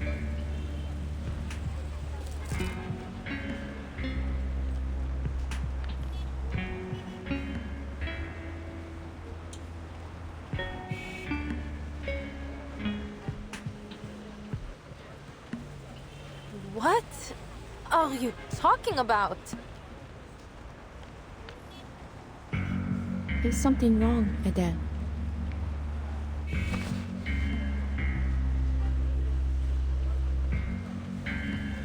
You are still worrying about Felicienne, is that so? Well, not anymore. It turns out she's been waiting for me in the car. And, Felicienne, what do you mean it's yours? Felicienne?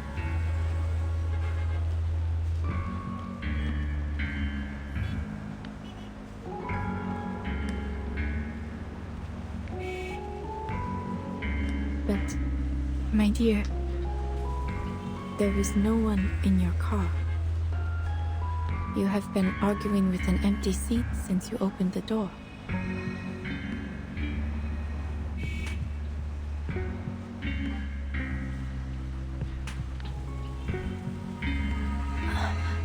How?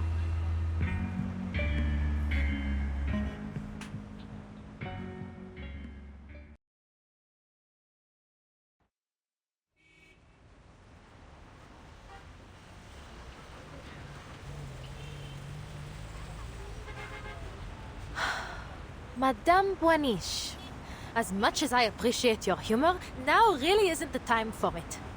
Where did she go? I'm quite used to her attitude, but stealing that necklace crosses a line. Adele.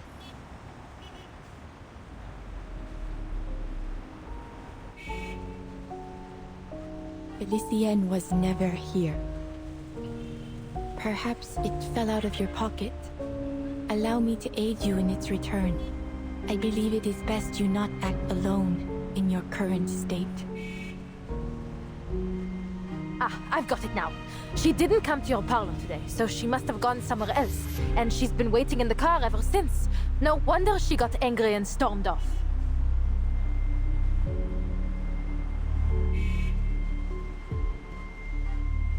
Aïe, c'est trop. What a day. I think it's better we speak again another time, Madame Boiniche. Would tomorrow work? When did you first meet this Felicienne? Oh my goodness. Honestly, what on earth is happening today? You want proof? I'll give you proof. Madness. Never thought I'd have to actually convince someone that I worked for that terrible woman.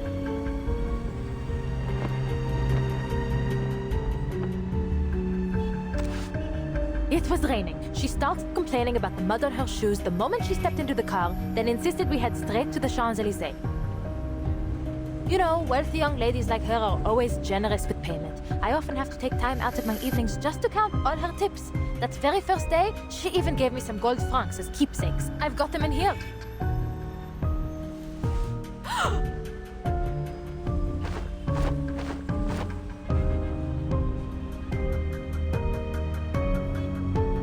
Oh. I must have put them somewhere else. Give me a moment to check the car. I've got other proof too. Ah, the macaron boxes. There's a full one somewhere, and her hair, little bits and pieces she left in the car.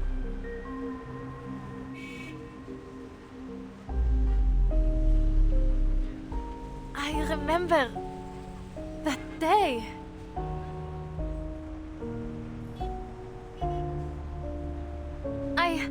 I must be tired. It's been a long day. It'll come to me soon.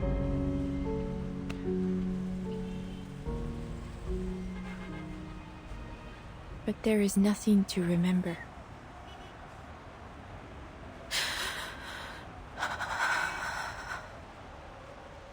Something's wrong with me. Prophecies, dreams, the necklace. It's all playing havoc with my mind. I need to clear my head. Just bear with me. Those coins have to be in here somewhere. Do not worry, Adele. It is not only you who is confused in this era. Look at the people around you. People?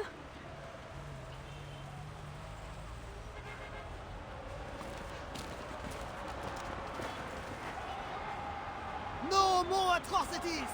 No more oppression! Liberté! Égalité! Stand with Paris! Stand with the people! Pour the commune! For France! Excuse me, monsieur.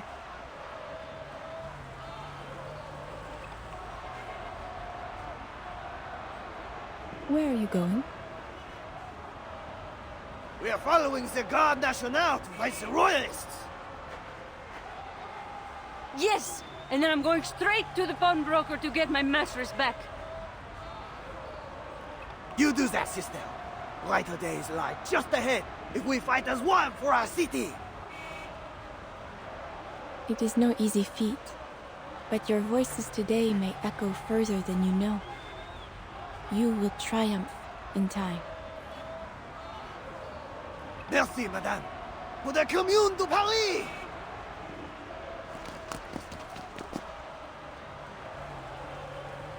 Well, everyone's fighting to survive these days.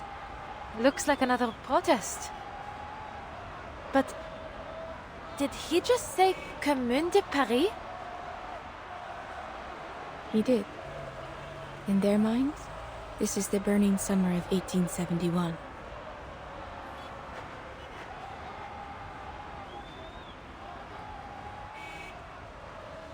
Unconscious thoughts, countless in number, are converging upon this city. This is a volatile time indeed. Some worry for their missing family and friends. Some are terrified by ghosts and spirits. Some obsess over a long-dead emperor.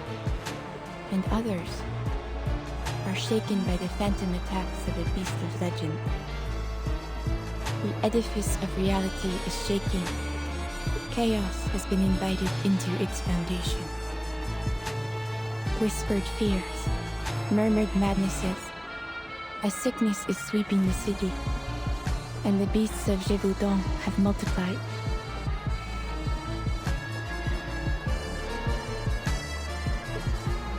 Those who invited this chaos did not comprehend that the flaws of reality are not the fault of a single person, nor group of people. This is not the way to mend Paris. Everyone, everything has an identity, whether it be individual or collective. To attempt to unify them all so recklessly will not create order, but chaos. Chaos is what turned those people into beasts. You mean the sightings of the beasts of Gévaudan were all people? That the citizens of Paris have been turning into monsters? Then are they the ones who killed Madame Raymond? Who cursed me, took Celia, and trapped all these protesters in this delusion? And Félicien too?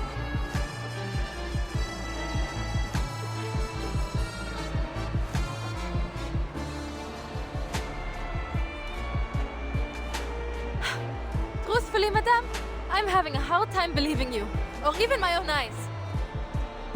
Everything turned completely mad the moment I entered your parlor.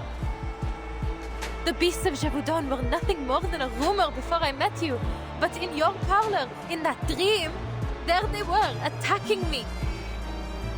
And now you claim that Felicienne isn't real, that I just made her up. What are you trying to do here? I play no part in your fate, Adele. It is what brought you here. I am only a witness. Only a witness? You've got a clever answer for everything, don't you? Then tell me where the necklace is. You must have seen Felicienne take it, right? So, did you witness that, madame? You received that necklace in a dream. It is only natural that it would vanish into another.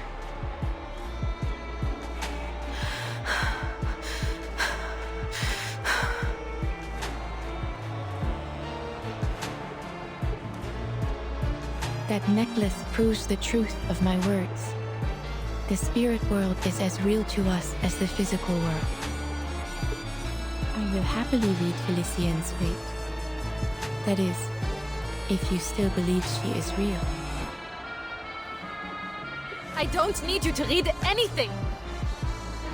I need space to get away from all this madness and think for myself.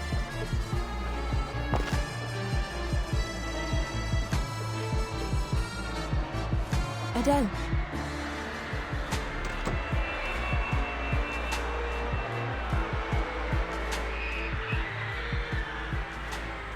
Adele, behind you. What?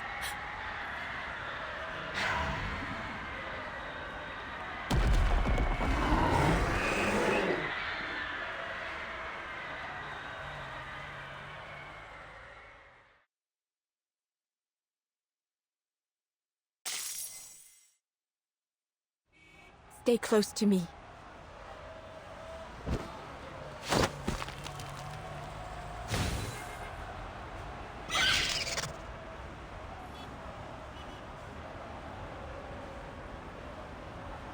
Your hand. Did it get you?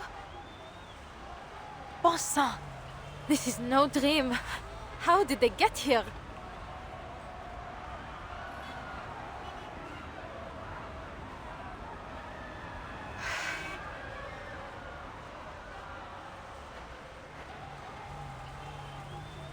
Is that what you meant earlier?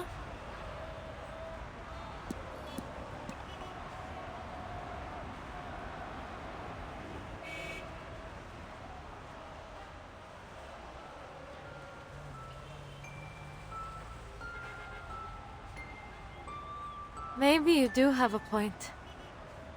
At least about the beasts of Gévaudan.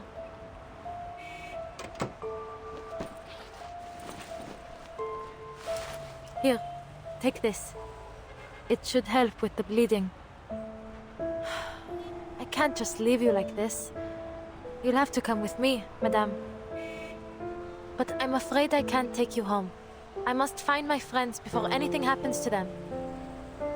I can't just leave them wandering the city while these monsters prowl the streets. Is that so?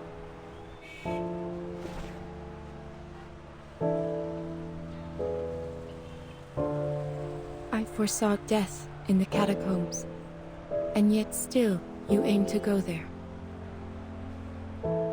Of course. I've made up my mind. I need to find Celia. I don't care what it costs.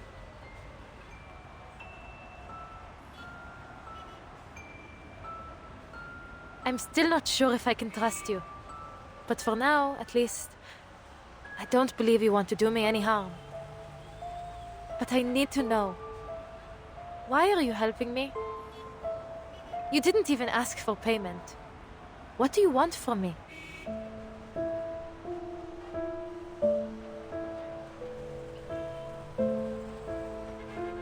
So this is what you choose to ask.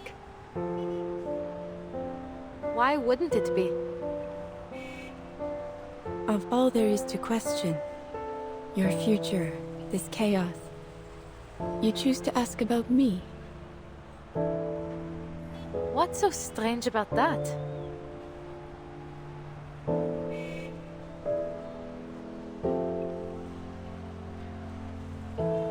Nothing. Your curiosity is only natural. I have never once lied to you, Adele.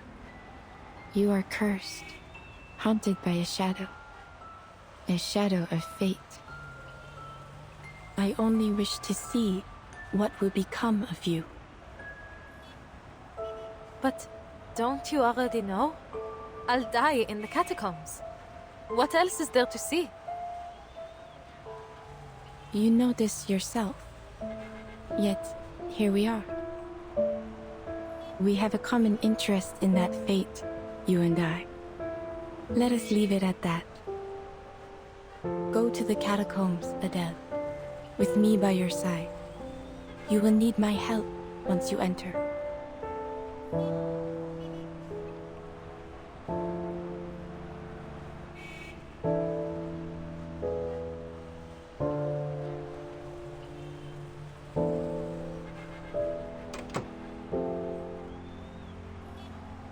Please, get in. Careful. Let me open the door. Merci beaucoup.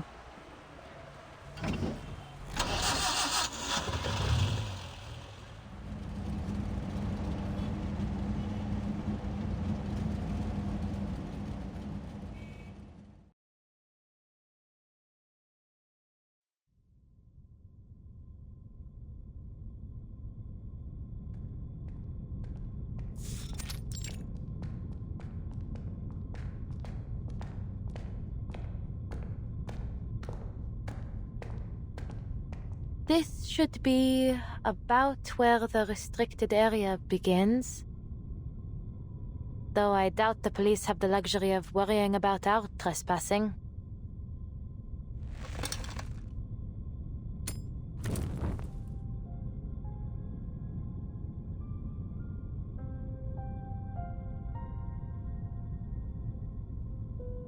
I've always wanted to explore the catacombs.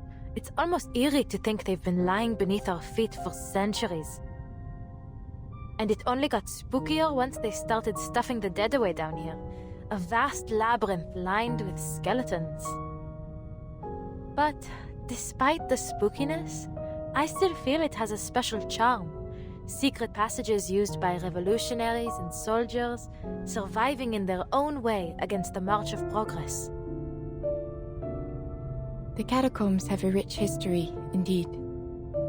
Yet only a small portion of it remains open to the public.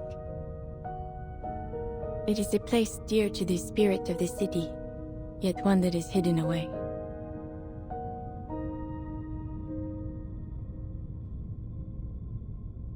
Oh, pardon. I'm treating you like one of my clients. I'm sure you don't need a guide to tell you these things. En plus, we aren't here for sightseeing. I need to find Celia and get her to safety as soon as possible.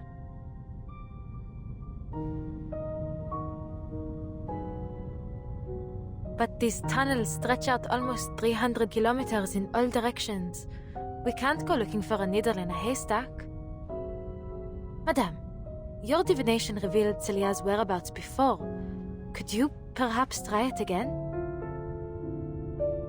The fates of many commingle here. To trace her would be to catch a single stream from a flowing river. But it seems her stream is deeply entangled with your own. Perhaps by observing yours, I may discern her presence. Your stream is quite unique. The familial curse you bear. It may be a gift in some strange way, setting you on a path unlike any other. I've certainly never thought of it that way.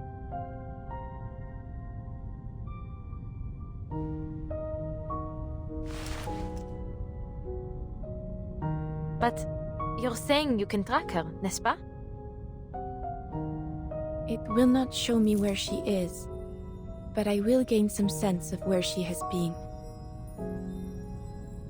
Génial. Better than searching blindly.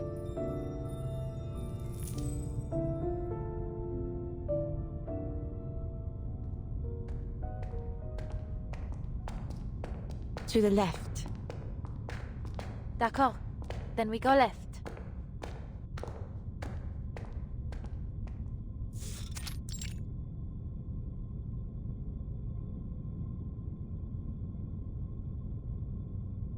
Wait. I should leave some sort of mark.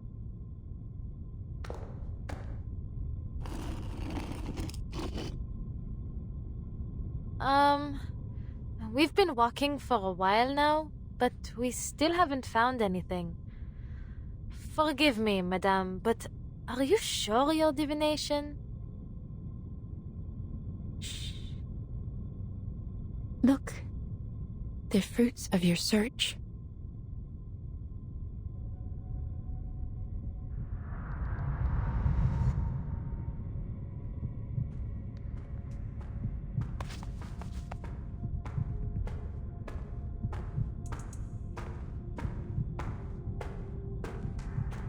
Who's there? Oh, a fellow explorer. What luck. You see, my headlamp's gone out and I've been separated from my students. I wonder if you might help me get to the surf... Wait, you? Are you not that same young lady from yesterday? And you, Madame Beryl-Boiniche? What on earth are you two doing here? You know each other?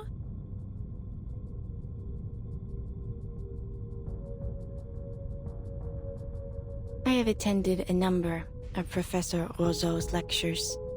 His ideas are most intriguing.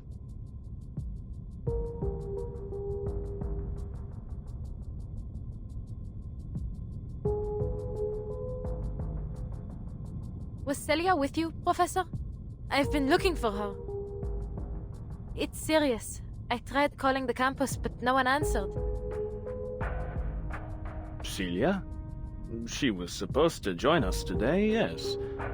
But I'm afraid I haven't seen her. Most unlike her to do such a thing, but perhaps she had a change of plans.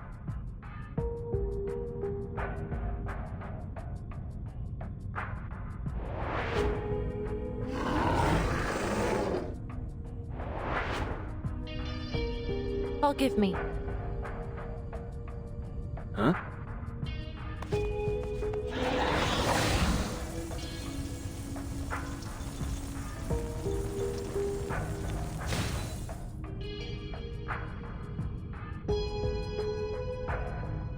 Mademoiselle Tavernier, what are you doing?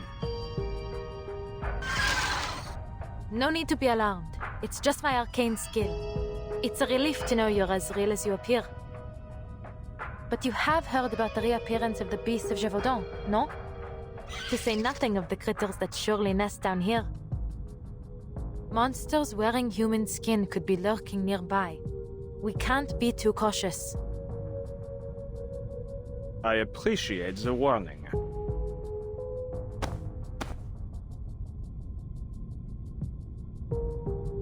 Knowing Celia, it may very well be that she lost track of time organizing her research materials. Are you quite certain she's not at home? That does sound like her. But I went to her place. No one was there.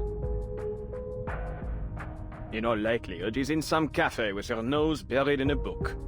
But mademoiselle, why is it that you are so concerned with finding her? It's as if you're certain she's in some kind of danger.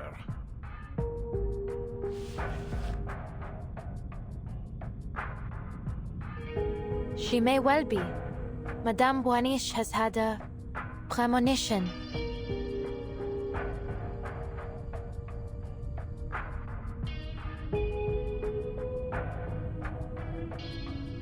Madame Boiniche, forgive my bluntness, but you've been indulging this mademoiselle far too much. Scurrying about down here? What this young lady needs is a good rest. It is her will that brought us here.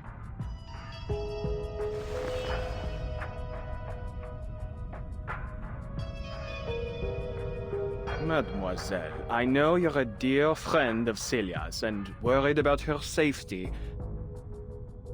But you mustn't let yourself become paranoid, especially with all of this hysteria spreading through the city as of late. Are you saying I'm making things up? That this is just some kind of mania? It isn't! Absolutely not! How else could you explain the necklace? There may be many explanations. Many, indeed. Though I fear, in the worst case, that you've been under the spell of this mania for much longer than you realize. Think, mademoiselle, this necklace you were given in this dream of yours. Where did it go? Where is it now? It was Felicienne. She...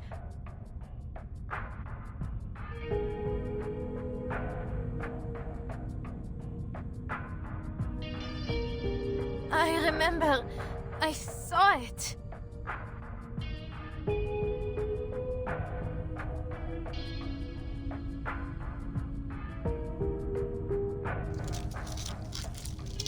Watch out!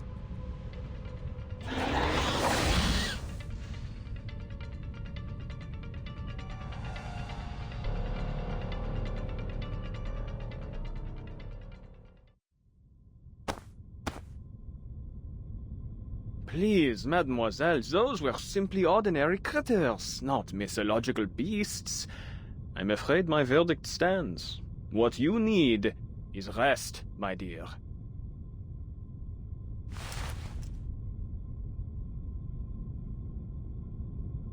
As much respect as I may hold for the art of divination, in fact, my own field of study overlaps with it quite a bit.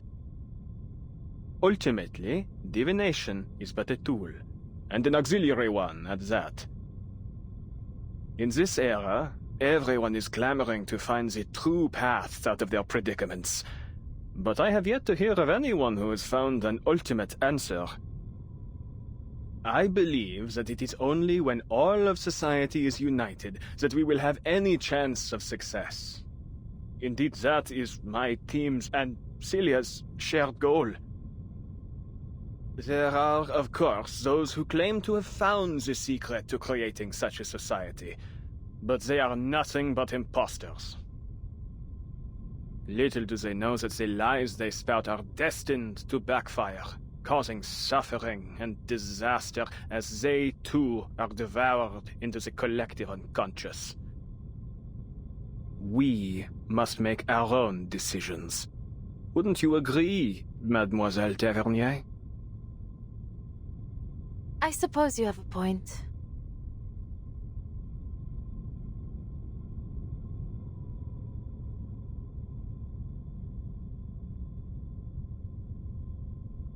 But I'm certain something is wrong. And that's exactly why I'm here.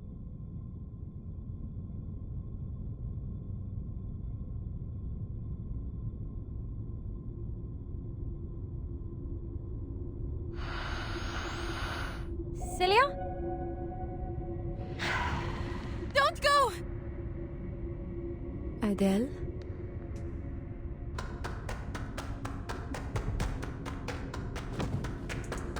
Attendez, mademoiselle!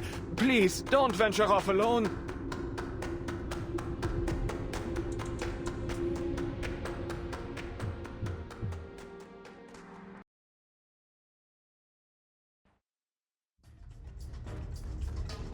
Celia, wait! Why are you running from me?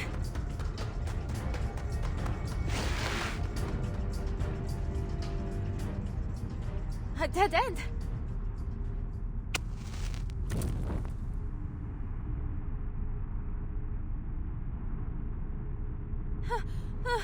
Where did she go? Adele, why are you with them?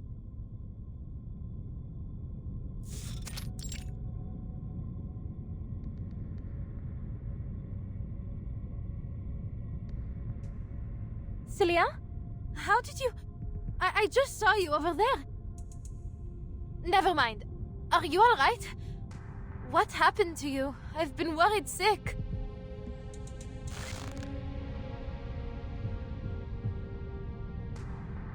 Answer me. Why are you with them? Them?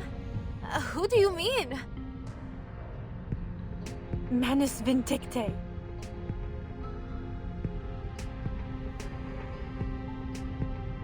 The professor deceived us all. He's been a member of Manus Vindictae this entire time. He never wanted to help anyone. We can't let him open the gate. We can't let him unleash the Imagirial Paris. Wait. Hold on a minute, Celia. Manus Vindictae. In imaginary Paris? Please, I don't understand.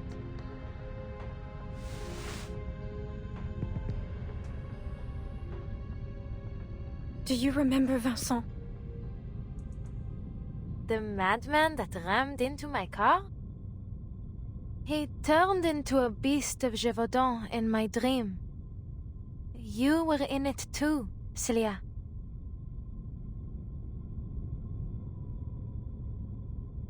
No, Adele.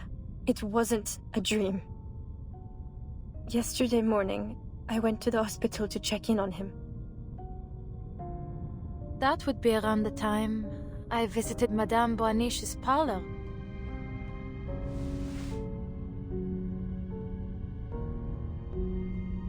But when I arrived, I was told that he'd been taken to his hometown by his family. I truly didn't think much of it at the time, although I was remiss to have lost my chance to say goodbye. But on my way back, I saw him again. He was getting into a car, one that I recognized right away, Professor Roseau's.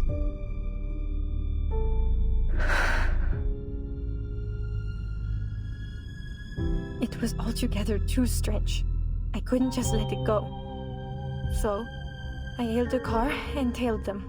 They parked in a hidden spot and entered the catacombs together.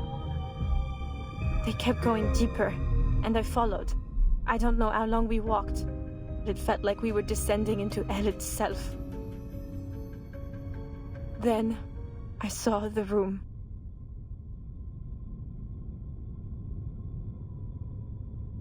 You should feel honored, Vincent. Few have ever had the privilege to stand in this place.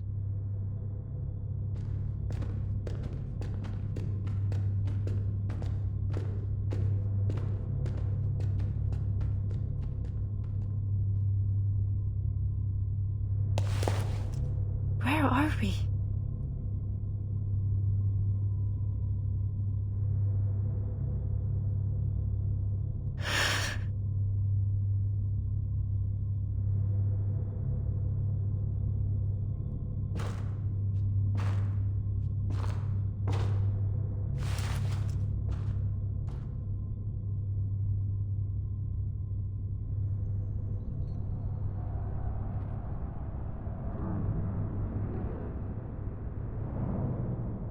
A ladder? I thought we were already in the deepest part of the catacombs. Never mind my mumbling, Your Majesty. Only, could I ask, where does this ladder lead?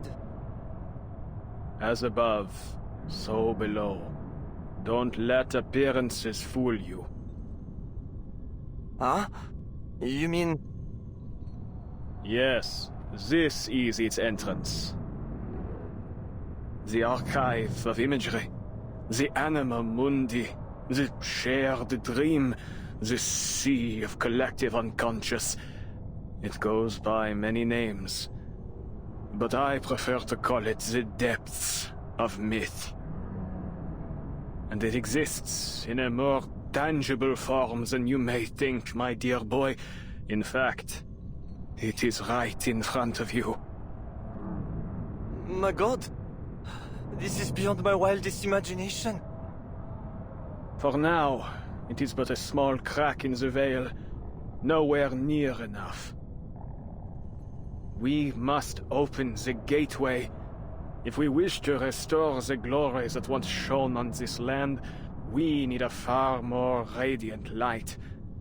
Like the brilliance of the sun of Austerlitz.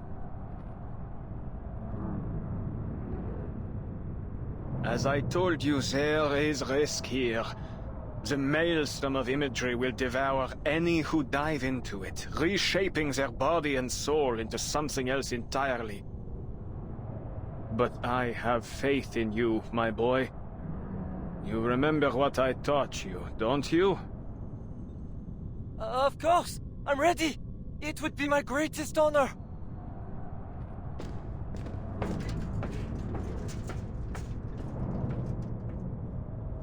You must find the key. The French blue, a pivotal discovery by one of our most venerable pioneers.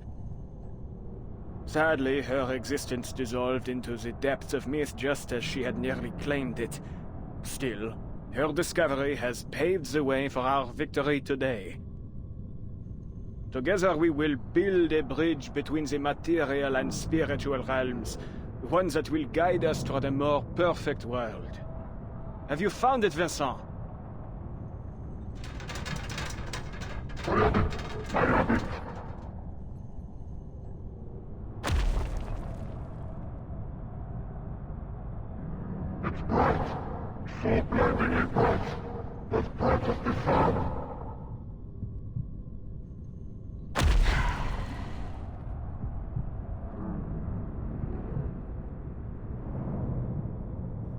C'est magnifique! That's it! Bring it to me! Bring it to me!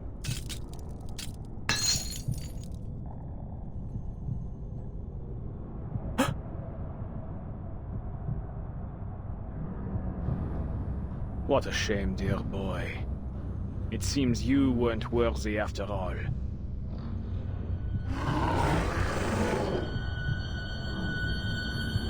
Perhaps, then, the final experiment must fall to you, Celia, my brightest student.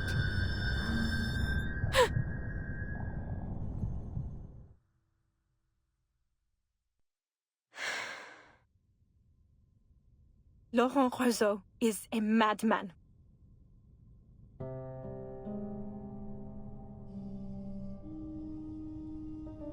I thought he genuinely wanted to make the world better through parapsychology. He'd gone much further than anyone else. But I was perhaps too foolish, too naive to realize that all his novel theories, all the inspiring dreams he shared with us, were lies, meant to ensnare us, to use us.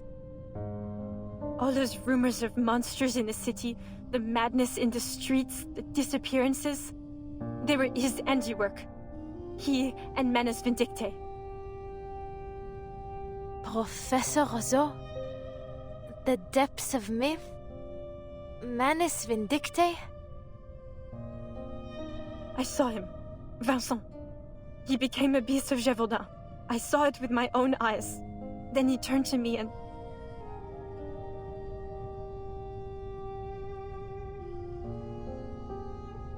But you're safe now, Sissi. That's all that matters. We'll figure things out later. For now, we need to get out of this accursed place.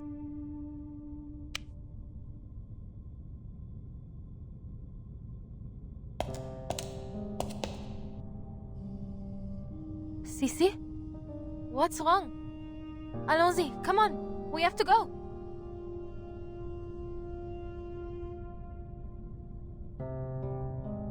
I'm so very glad, Adele.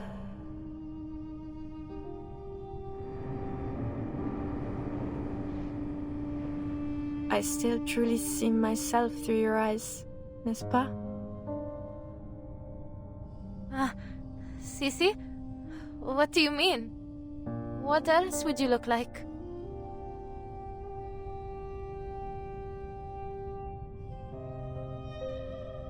They captured me, Adele, and threw me down the ladder. So many voices flooded my head, an endless number, until I couldn't feel my own body anymore. They told me things, whispered about this Manus Vindicte. Everything struck me so quickly, so chaotically, yet it felt so long, like an endless moment. But I found something in the current, a diamond, the key to all this. If that diamond falls into their hands, they'll use it to unleash the depths of myth, And when that happens, all of Paris will be drowned in the maelstrom of imagery. And I'm afraid everyone will suffer just as Vincent and I have. I had to get the diamond away from them. I had to make sure they couldn't use it. But I remembered what you told me, Adele. That the real French blue was recut long ago. Then, the diamond must be an imitation. Something fabricated by Manus Vindicte, no? So a thought struck me. If it's only a forgery, then your arcane skill can destroy it. I kept thinking about that, over and over, and told myself I had to reach you. Then, just like that, a car door appeared in front of me. One I truly could not forget. It was your passenger door.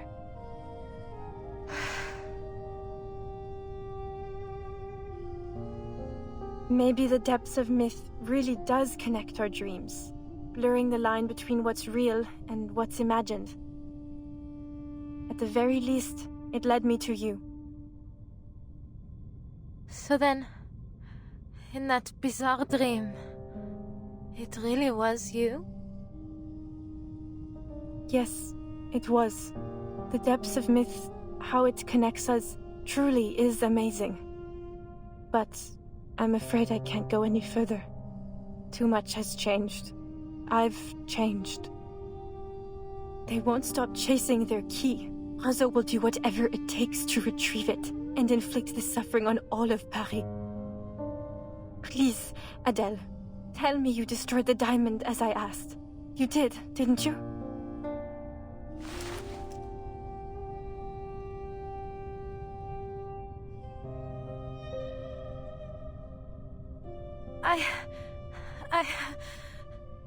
It was all so strange and confusing.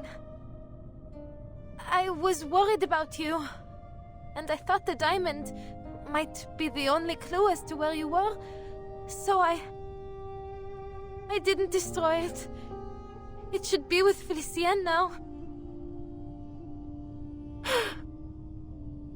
Felicienne? Quelle horreur! You can't mean that, Felicienne! That's right. I told you about her over dinner. No, this is terrible. I see now, they're all... Listen to me, Adele. Felicienne is an enemy. She's with Manus Vindicte. You mustn't trust her. She's more dangerous than she...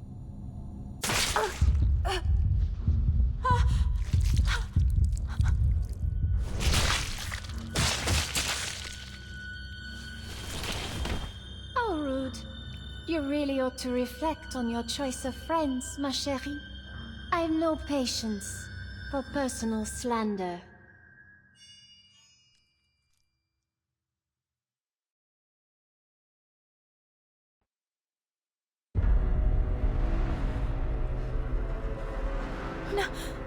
No! Celia!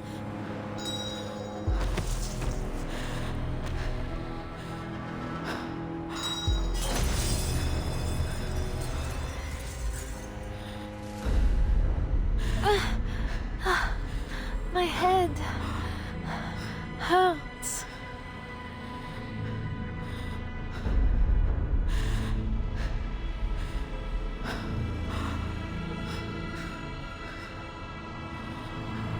Take a deep breath, Adele.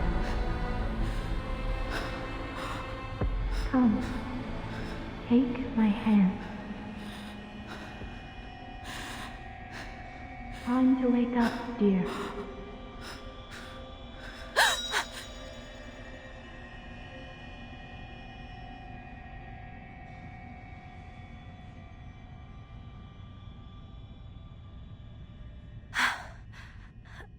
Madame Boaniche?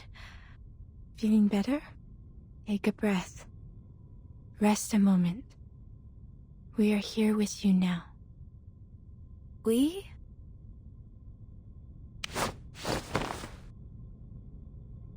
Stay away from him, Madame Boaniche. He's the one behind all this. What? Celia told me everything. She saw you turn Vincent into a monster. Oh, my dear girl. When we get you back to the surface, we must get you some immediate mental care. You've been pacing around in circles, talking to yourself, laughing and crying for who knows what reason. And now, just as I thought Madame Broniche had managed to calm you down, you start spouting this nonsense. Enough with your lies! You can't fool me! If you know what's good for you, you'd confess all your evil plots and come with me to the police. Wait, isn't that...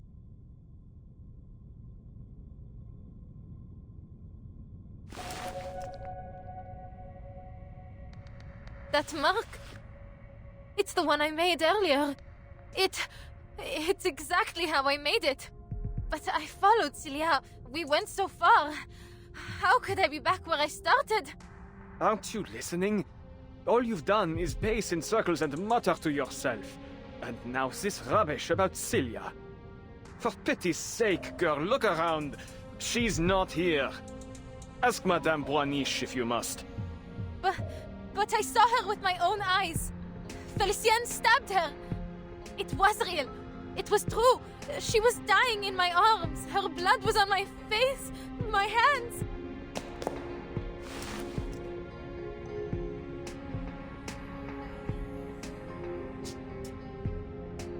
How could this be? This must be another one of his deceptions. You have to believe me.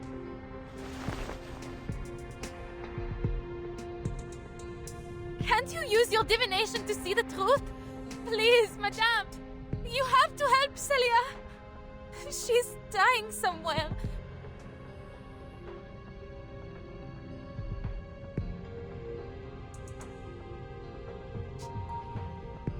It seems this curse still shadows over you. What you saw were simply illusions. Rest assured, I will do what I can to help you through this.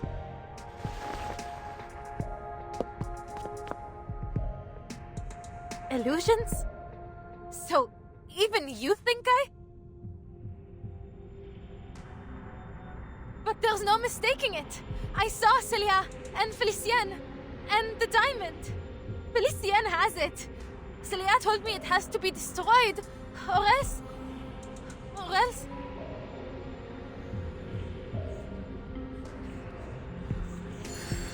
The diamond? You mean the one strung around your neck? Huh?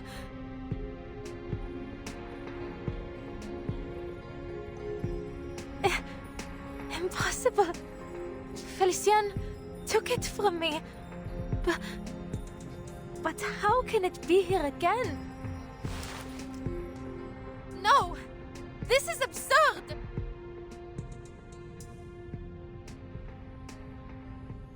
Celia was right. This wicked imitation must be destroyed.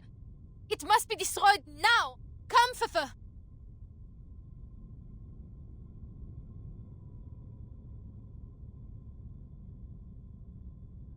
Huh? What's wrong, Fefe? Destroy the diamond! Fefe?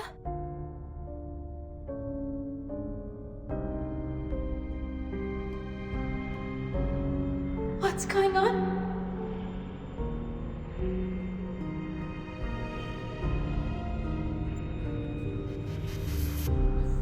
This is all too strange. What was I doing again?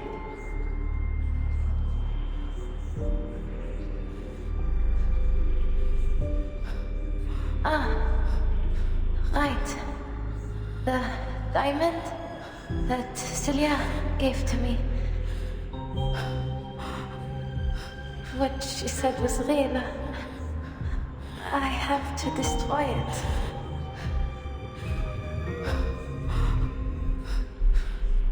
But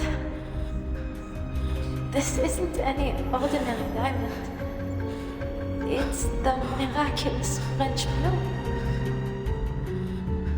Do I really have the right to destroy a national treasure?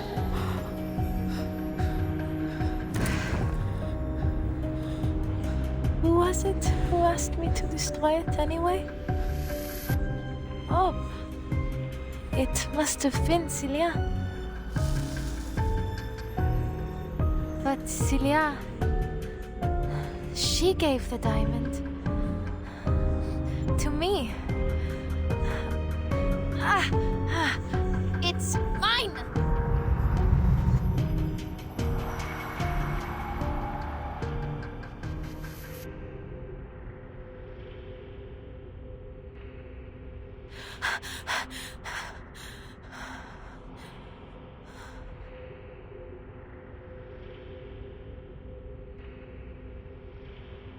Please, mademoiselle, you seem to have been through a lot. You need some rest. Perhaps some fresh air might ease your symptoms. Come, I'll lead the way back to the surface. My colleagues and I have a reservation at a restaurant nearby. Please, join us for dinner.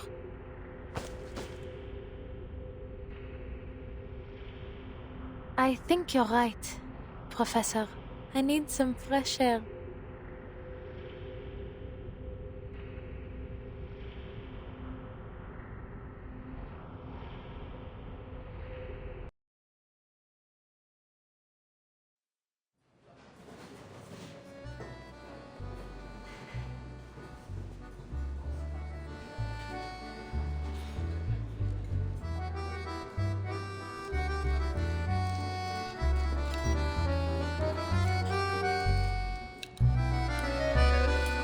You cannot cut steak with a necklace in your hand, Adele. Why not put it down? Just for a while.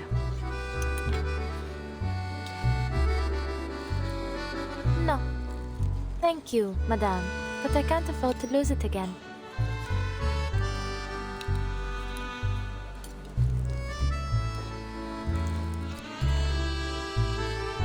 Zut! This is practically a tire, not a steak.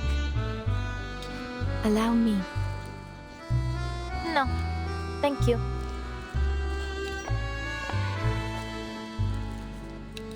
Oh, Madame Bouaniche.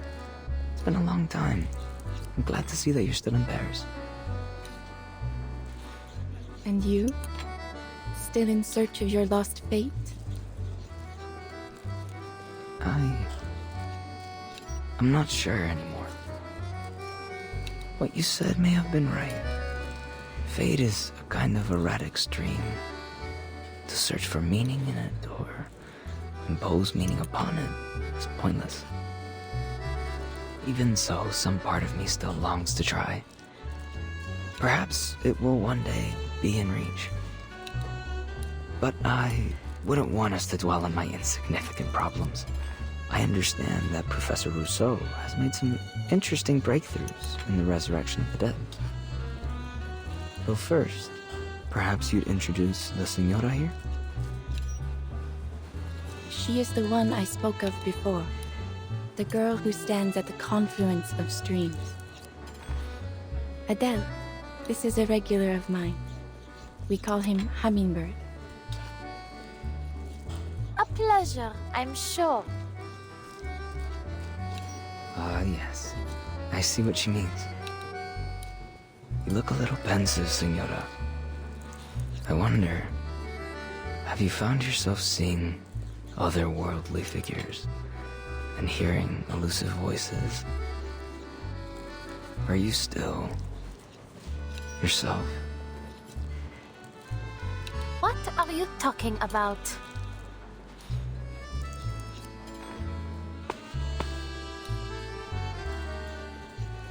I'd say you'd prefer these over steak.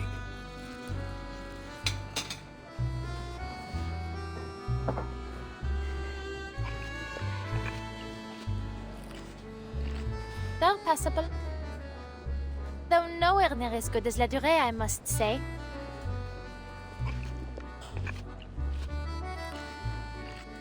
The professor is about to give his speech. If you don't mind, Madame Bouaniche, might we continue our chat later?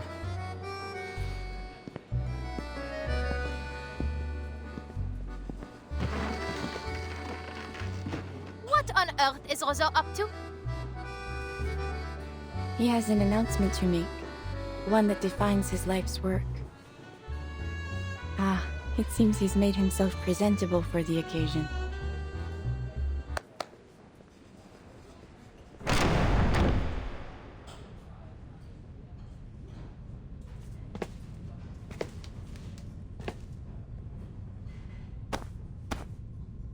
Greetings, dear brethren.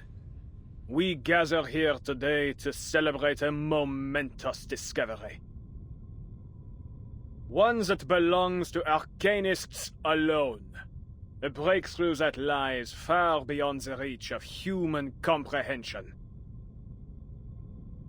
Enough with the self-aggrandizing. Get to the point. I didn't come all this way to watch you pump yourself full of hot air.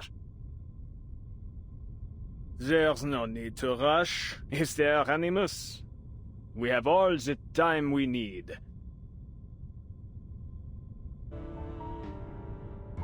Since the year 1999, our search for the Promised Land has never ceased. Following the will of the Guiding One, we have unraveled countless mysteries of this storm. For this great cause, many of our noble comrades paid the greatest sacrifice, their souls sowing the seeds of our coming harvest. Our endeavor was never expected to be easy. But tell me, has it ever crossed your minds whether this storm is the sole path to the Promised Land we have collectively sought to bring about? Further still, do all of us here, myself included, share in the same vision of that world? We are nothing like the Foundation's numb, obedient lapdogs, incapable of independent thought. Wouldn't you agree? This storm promises only a change to our imperfect, superficial world. Yet I believe a transcendent world may be drawn up from the depths of myth. A world where each and every dream becomes reality. Tell me, which would you prefer? Same old song and dance. Perhaps you care to show something new and actually feasible for once. Otherwise, you'll get naught from me. My dear Animus, worry not, for I have come well prepared to open your eyes. I have discovered a means to access the depths of myth, and through it, achieved a miracle. The miracle of resurrection. Allow me to demonstrate.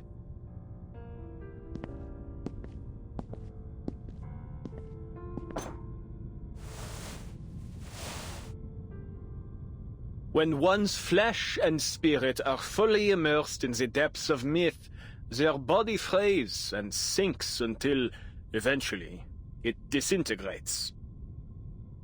Yet the spirit remains intact. For in that realm, the spirit is itself the most authentic and pristine substance.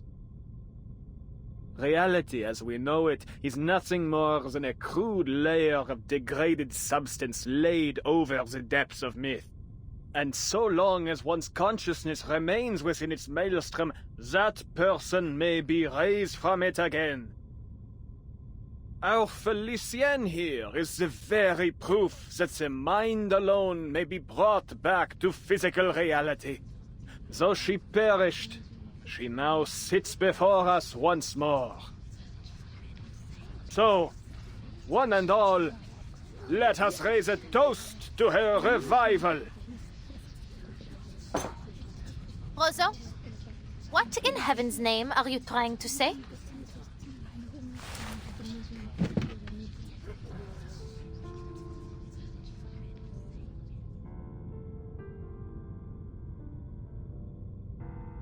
Ah, Felicienne, you fully rejoined us now, haven't you? Won't you please introduce yourself? What do you expect me to say? You know very well who I am.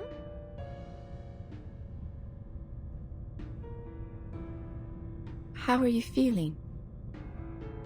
I would feel a great deal better without your patronizing tone, madame. I have neither need nor want of your sympathy. Ahem. Voici là. Before you now is Felicienne, priestess of lightning, advisor to the Sun King, vassal of the Guiding One. Attend to my words. I have conquered fate and overcome death itself to stand here. I arose from the depths of myth by my own power, unlike the poor, unworthy fools Roseau sent in. Yet he dares to claim this miraculous deed for his own. Quelle honte, monsieur! Have you no shame? But of course you don't. All of you non-entities lack in both gratitude and shame, basking in the grace of the Guiding One and myself without even realizing it. Did you think you had even scratched the surface of the power that dwells here? Roseau, you utter fool! This affront of yours ought to cost you your life.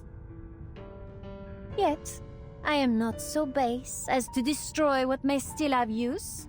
So, just this once, I will forgive you. As for the rest of you, my forgiveness likewise extends to the rudeness you all showed in stuffing your faces before toasting to my health. Et maintenant, à ma santé!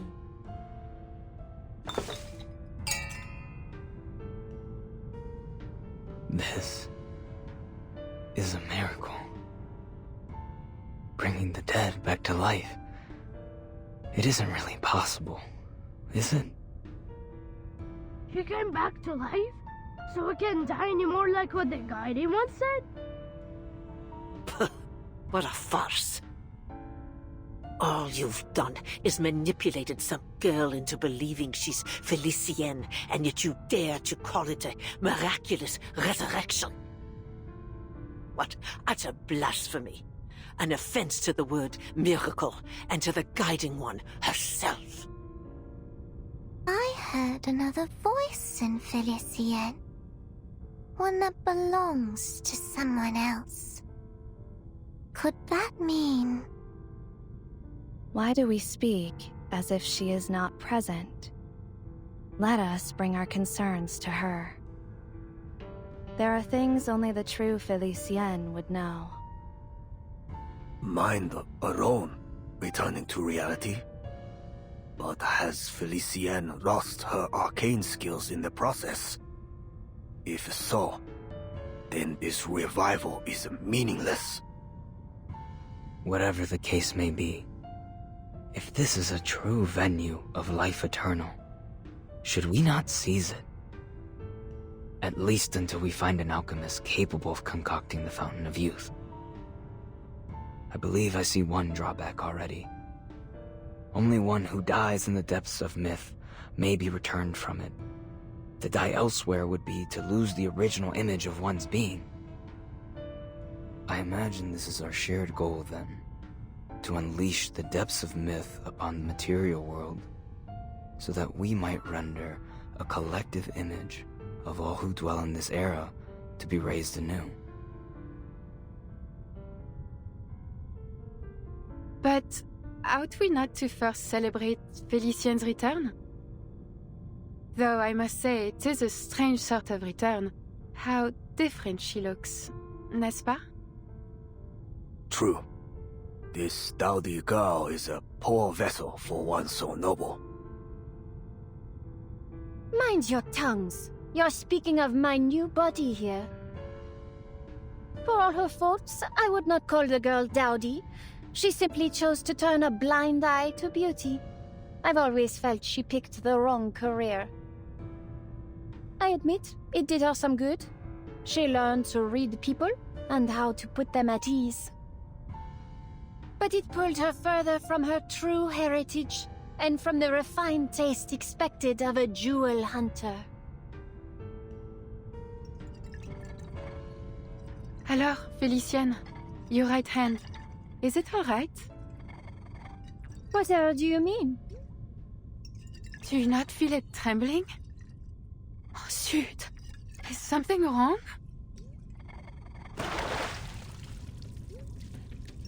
Oh, Adele, you insolent!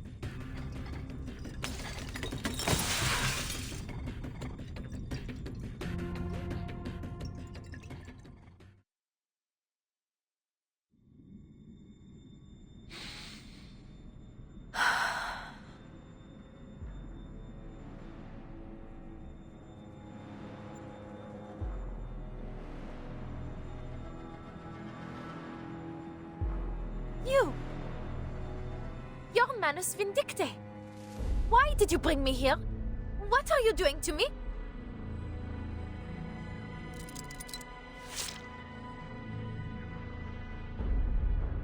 Arrête! I will not accept any damage to my body, Ustrina. Nor from you, Lyra. One move, and I'll burn you to a crisp, inside and out. What's happened, Felicienne? It is only us. We're still here at the banquet thrown in your honor. Stop your prattling, you rubbish dump!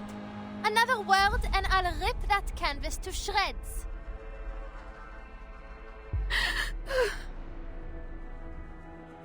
She's so angry. That means she has to really be Felicienne. Words of wisdom from a puppet of all things. Need I point out who pulls your strings, hypothetic? You cowards! Ganging up on a poor, innocent woman! Each and every one of you is a monster! I won't play whatever game you have in store for me. Get out of my way! Fascinating. Though Felicienne's spirit has seized control of her body, the former spirit seems able to resist. If I am indeed correct, what we are seeing is their thoughts and memories beginning to blend, causing this confusion.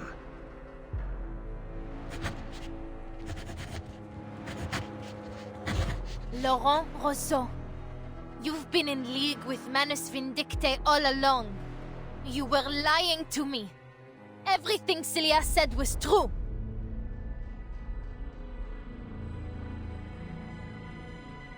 My dear, no one here has mentioned Manus Vindicte but you.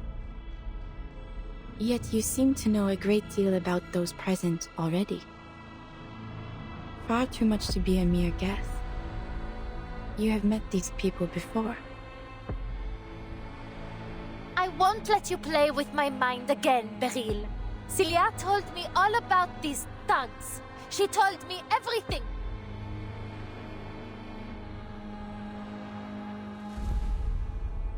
Maybe not exactly everything, but she did tell me that it was Manus Vindicte that killed her. Roseau, Felicienne, you killed her. You murderous Manus scum. I believe it is time you faced the truth. The truth? What is it this time? You think I don't see through you? You killed Celia. In that place where the archive of imagery overlapped with reality. You killed her by your own hand.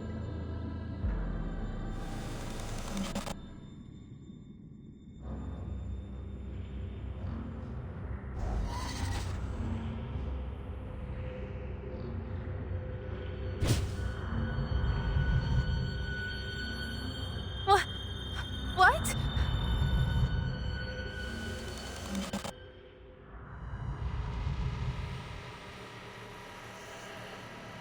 You remember it, do you not? You allowed it to happen.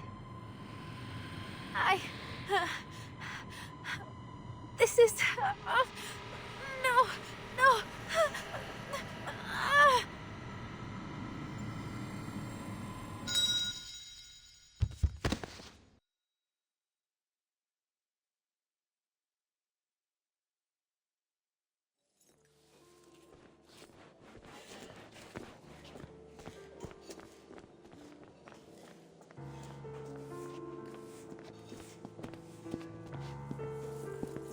Felicienne has quite the flair for the dramatics, doesn't she? And as always, our audience simply sat back, their eyes glued and mouths agape. We are indeed fortunate for your skill in divination. We will have to wait for Felicienne to return to her senses, but thereafter we follow the plan as discussed. Using the French blue as our focal point, we will draw up the true, perfect Paris from the depths of myth. Democratic, independent, chosen by her people and shaped by the dreams of every one of her citizens. I have seen many versions of Paris, from flames to paradise. Nothing is beyond possibility.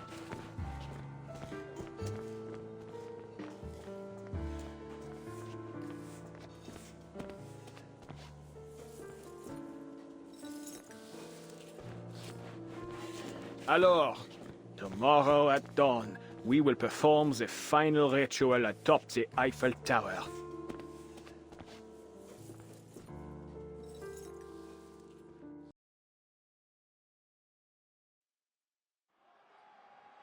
Liberté! Égalité! Fraternité! Deliver what was promised! Hear our voice! Respect our demands! 8-hour workdays! Better wages! Paid vacations! No more hunger! We will not let the Bastille frighten us! Let the king and queen answer! Give power to the people!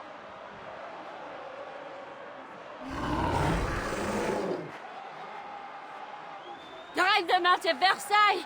Bring them here to Paris! Liberty or death!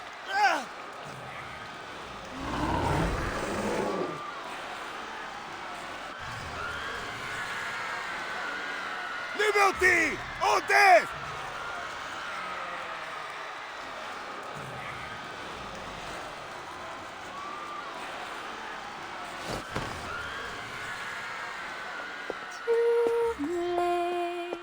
Jeunesse, je l'ai offerte. Le diamant tout court, tu m'as noué. Mot de miel, faux langage, m'ont jeté dans la cage. Quelle surprise! The great Felicienne seems in better spirits now. Et tout ce qu'on ne clôt dans le silence, dans un coffret noir, loin sous la terre. Though I feel this isn't the time or place for such a song, mademoiselle.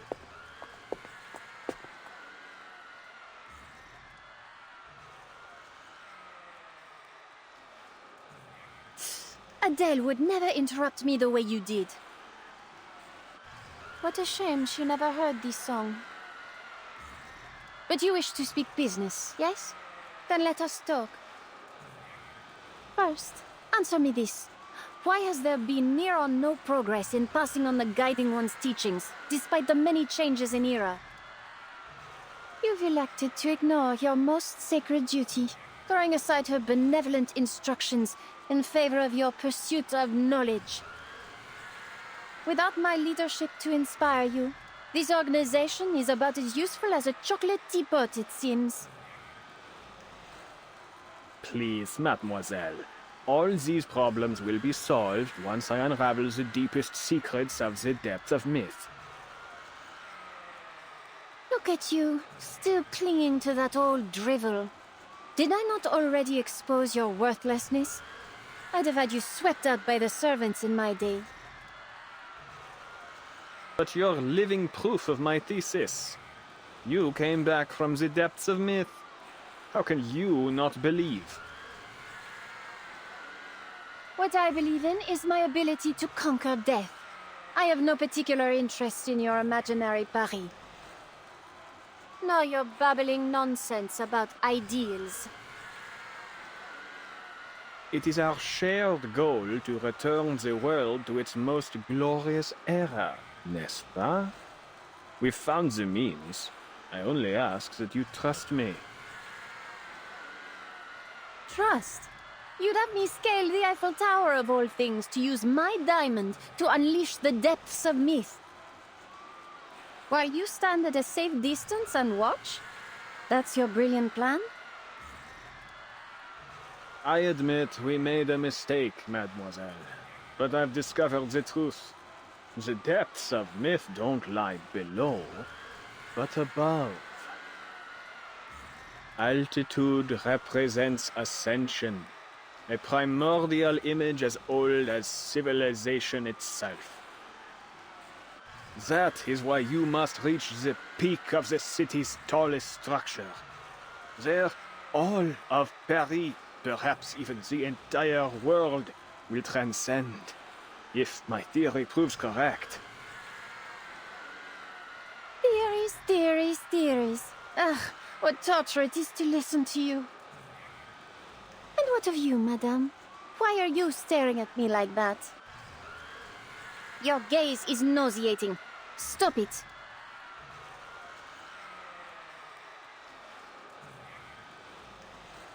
Are you even listening to me?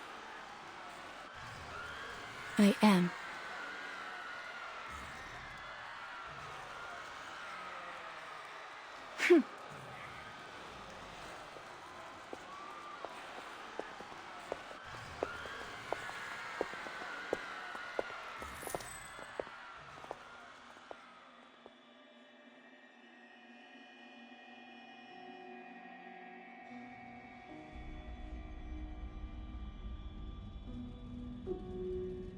I never really understood any of the songs she sang.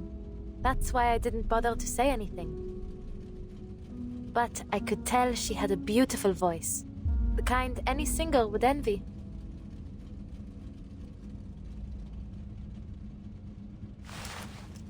She has a real sweet tooth, particularly for macarons. I've seen her eat a whole box in one go. But not just any old macaron. Only La Dure's will do. I often had to plan our trips around the store on the Champs-Élysées. Lucky for me, Felicienne was a late riser, or else I'd have had to race all the way from the bakery to her place every morning. But what she was eating, they weren't macarons, were they?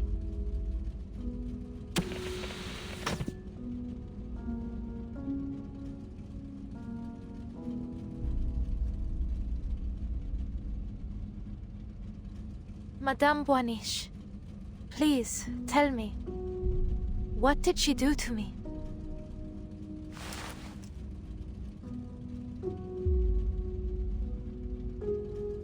She stole your fate. Her original self perished long ago within the depths of myth.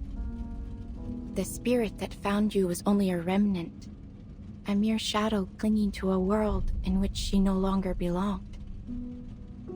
She longs to live again, even if it is only as a parasite. What about those memories we shared? Were they all just illusions? Some were true experiences you shared as your streams of fate merged. Others were but fabrications. The nuance can be difficult to discern without careful observation.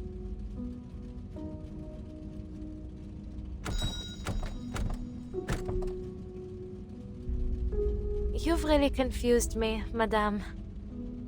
What side are you on? I am a watcher of the streams of fate, not a participator in them.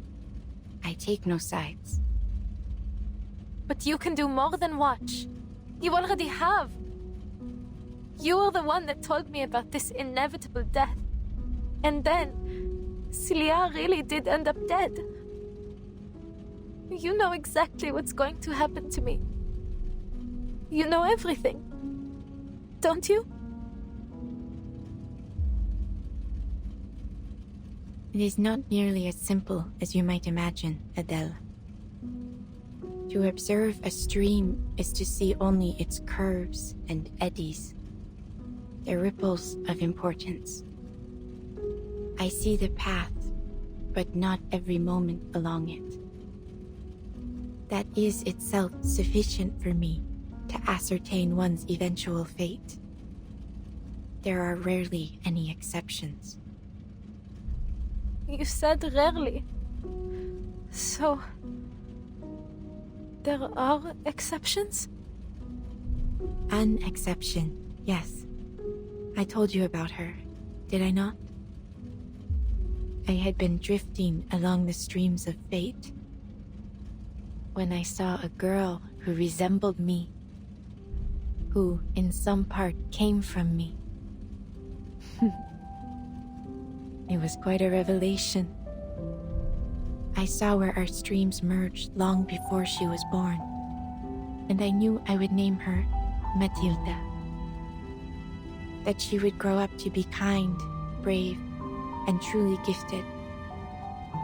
I followed her through every turn and every ripple to the very end. Then I looked away. I stopped watching. The way you describe it? It sounds strange, madame. Almost cruel. As if you've ignored her in the present because you're afraid of her future. I studied the entirety of her stream, every moment of her fate. It seemed enough. But then something peculiar happened. In the final moments of this millennium, there was a certain kind of rain. Since that time, the streams of fate have lost their clarity. At times they are muddied, at others interrupted, twisted into vortexes. As they began to shift, so too did everything else. The fates I had seen had taken a new form. Nothing was the same. Soon, Felicienne will complete Roseau's ritual. Once that happens, your spirit will rest forever here in this car, and a calamity would fall upon Paris. All the visions I saw end here. You're implying something, aren't you? Are you saying that my fate isn't set in stone? I am simply stating what I saw. Many who learn of their fates become passive to them, hoping that by inaction they might avoid their consequences. Others are driven to attempt, however vainly, to change it. How you interpret this prophecy is entirely up to you.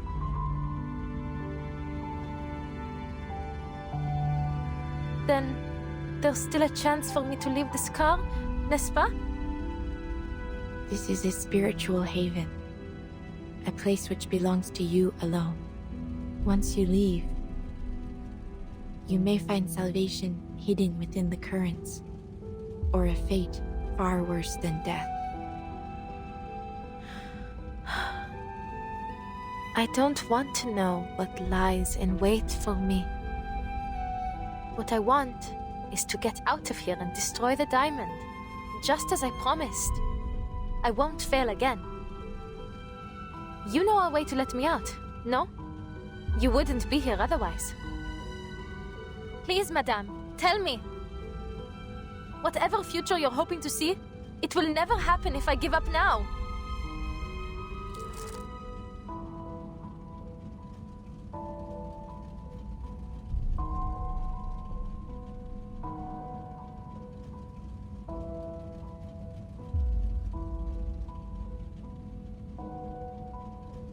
Even in the face of oblivion, you would try to change your fate.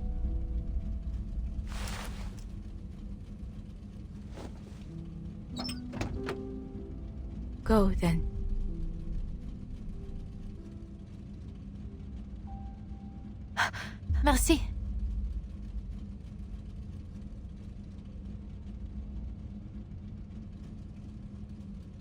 I'll see you around, Madame Boiniche.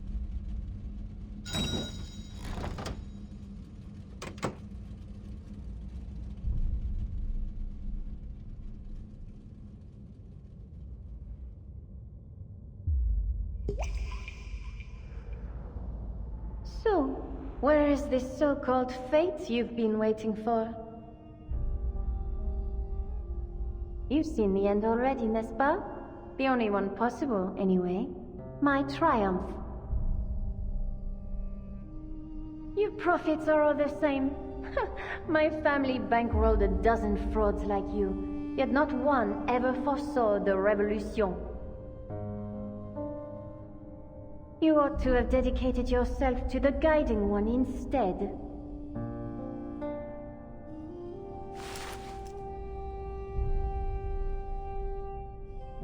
You speak because you seek my direction. You wish to unravel the secrets of resurrection. You're clever for a prophet.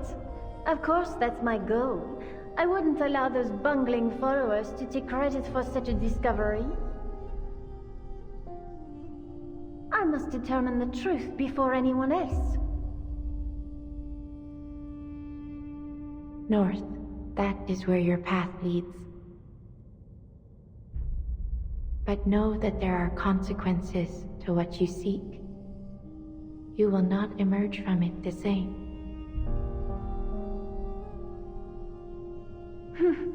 Spare me the theatrics. I shan't be intimidated. You've pointed the way. I have no more need of you. Whatever consequences lie ahead depend on me, on my actions, not some puddle of fate. Au revoir, madame. Let us see what the all-seeing lady has seen for us.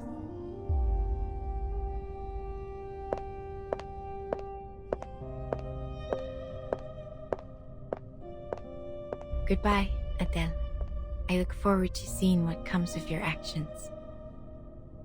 To seeing another prove me wrong.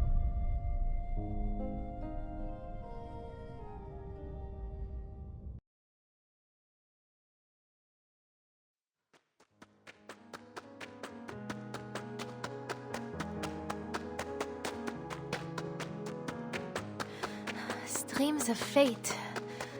But how can I find them? Dowsing might be a little on the nose. Zut! She was just steps away from me when I was in the car.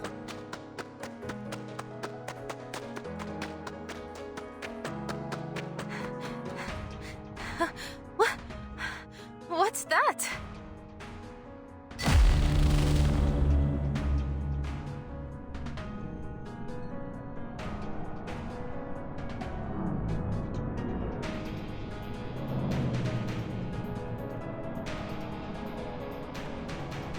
How spectacular.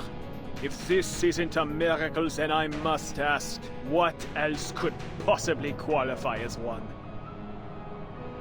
Let dusty historians scoff and rivals sneer, but there are none who would dare scorn this timeless, flawless vision of Parisian beauty across the ages. Who from this lofty perch would deny this is the truest form of Paris?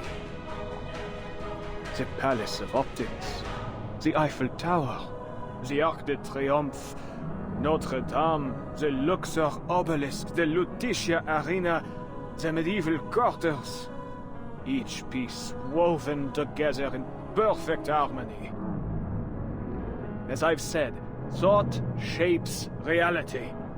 This Paris, born from collective imagination, is Paris at its most true and most real. Only when it fully descends shall we finally possess a real world, a life worth living.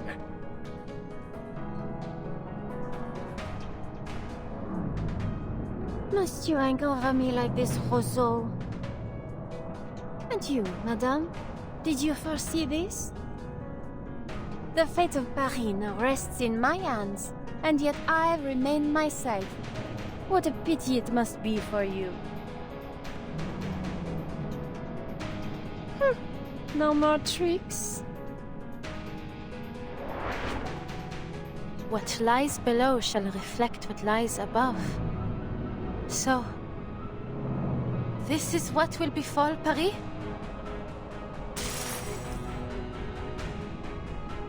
I can't touch her.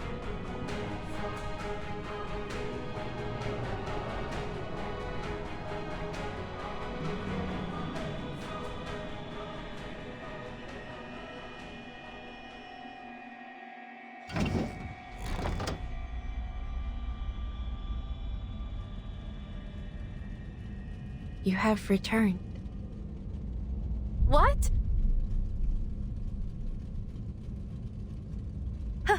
How am I back in here? You failed to take back your body. So long as you return here, though, there is still a chance. I found Felicienne. I was right next to her. But I couldn't reach her no matter how I tried. Then give up, and accept this as your final resting place. No, I won't sit here and do nothing. I will destroy that diamond. I must, for Celia. But how am I supposed to reach Felicienne? Wait, I don't really need to reach her, do I? Madame Boiniche, you said before that the stream of my fate merged with Felicienne's. So, in a sense, she and I are always together, n'est-ce pas?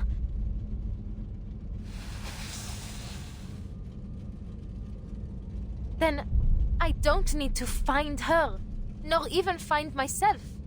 Because she is me, and I am her. You have begun to understand. She only had the means to claim your body because your spirits are closely intertwined. Any impact to your body affects both souls, though the weaker of the two spirits often cannot endure the strain. Often, but not never, no? So even you can't see what comes next. You don't know whether Felicienne or I will win this fight.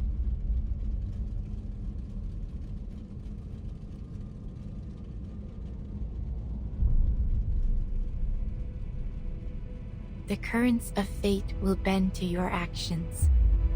You will steer its course rather than be swept away. You have never once yielded before destiny, and that is precisely why I have followed you from the beginning.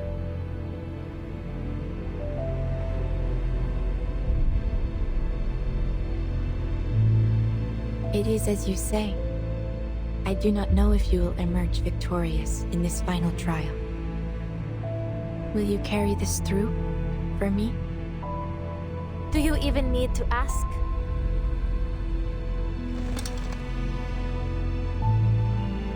Alors, Felicienne, time for you to experience the Tavernier family curse.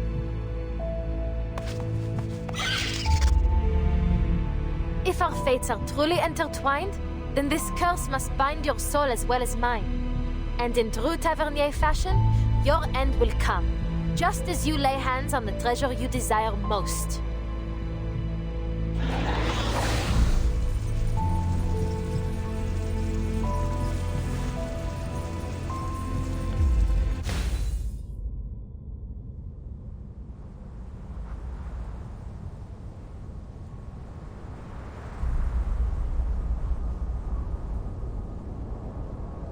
Incroyable, Felicienne. Just a little longer and Paris as it should be, born from the collective unconscious, will descend into reality. The true Paris, not like the garbage heap below us.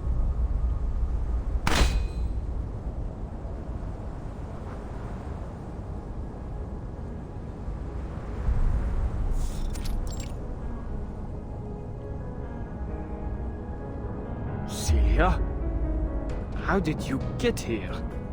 How are you still alive?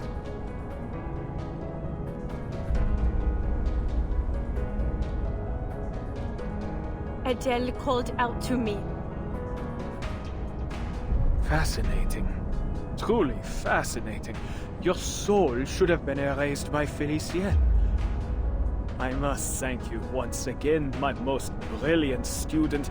Your existence confirms another of my theories. The depths of myth promises more than just resurrection, but an end to death itself. A friend of Adele's? No doubt you're as tactless as she was. You intend to stop me? Be my guest.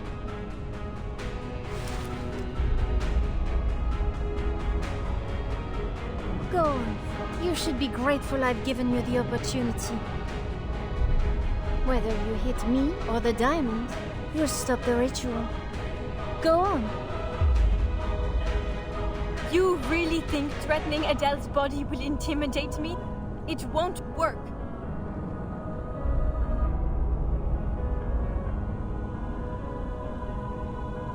Yet, is that hesitation I see?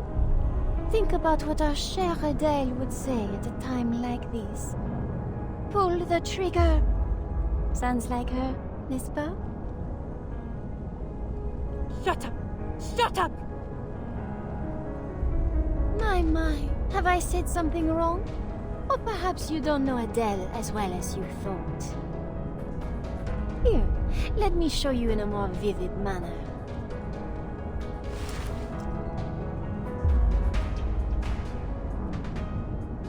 Don't worry about me.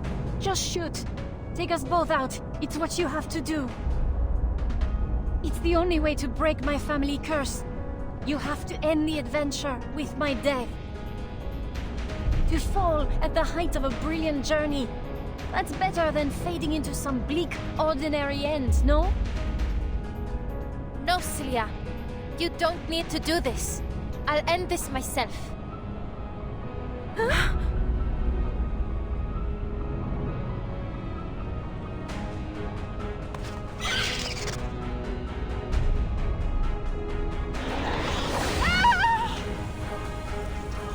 Irritating little lizard! How dare you harm your own master! Damn you, Adele! You and your wretched pet!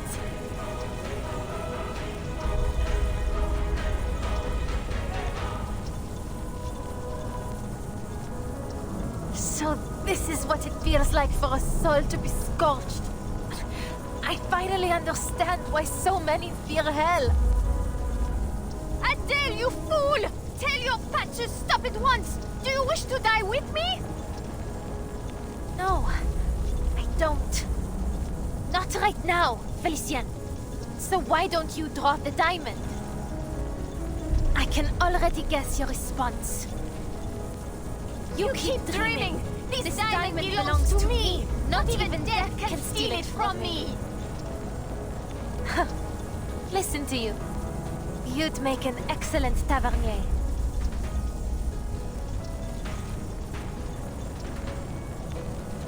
Now let's see if fire can separate true from false, Felicienne.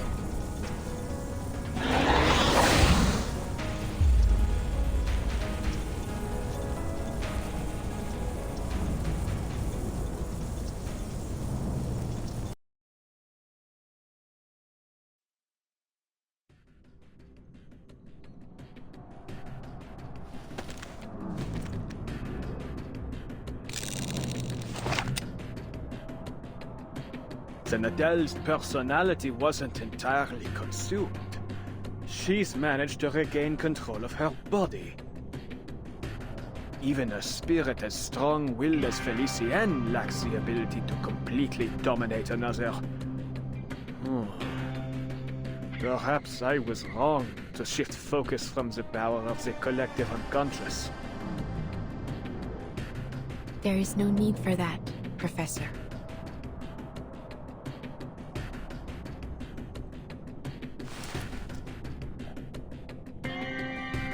Even were you to interfere, the outcome would remain unchanged. you are but a pebble in the course of the stream of fate. Wait with me a little longer. Things may just take an unexpected turn. You saw something, didn't you? Quite the contrary. I see nothing. And that is what fascinates me most of all.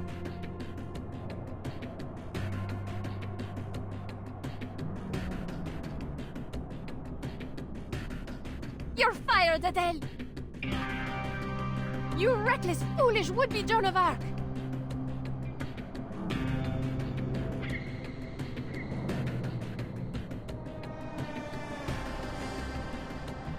That's almost flattering. But this is nothing compared to what you did to Celia.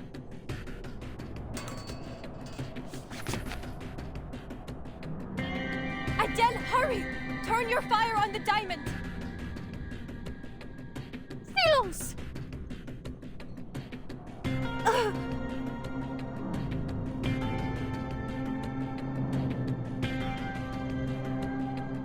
Stop this, Felicienne!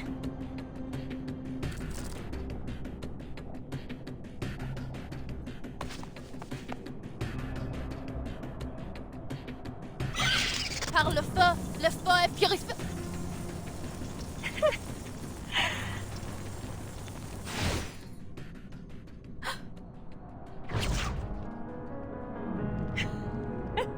You disgusting hypocrites! Don't you dare wag that finger at me! You may fool everyone else, but not me. I know you better than anyone. I know your true colors. Deny it all you want, but our souls are entwined. Because deep down, you and I are just alike. Take pride in it, girl. Hosting me will be your greatest achievement. Be honest now. No need to play pretend as you did with Celia. All that time, you let her keep writing those letters, knowing full well that your parents were long dead. How wickedly false indeed.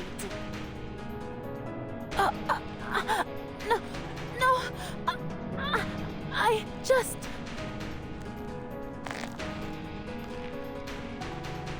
She shared her deepest hopes and dreams with you through those make-believe adventures, but you ignored them. What's there to envy about a cursed bloodline? I suppose you kept her as a salve to your dreary, miserable life. You really thought you could fool the world into thinking taxi driving was your highest ambition? Deep down, you've always craved more. Don't act like... you know me.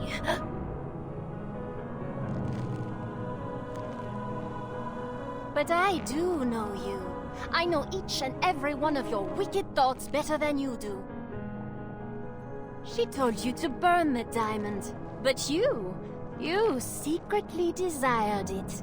You craved your place in this adventure. Your death. Who could blame you for triggering the curse? You weren't chasing treasure, not by choice, not like your parents. All of this to pretend you are unwillingly caught up in this adventure.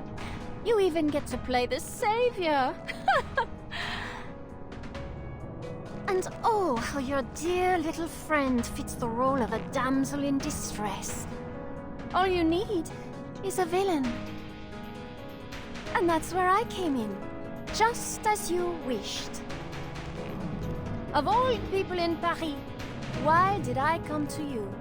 Have you given it even the slightest thought?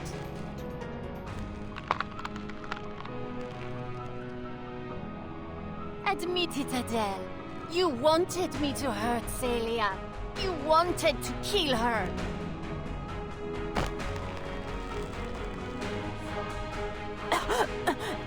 You're lying.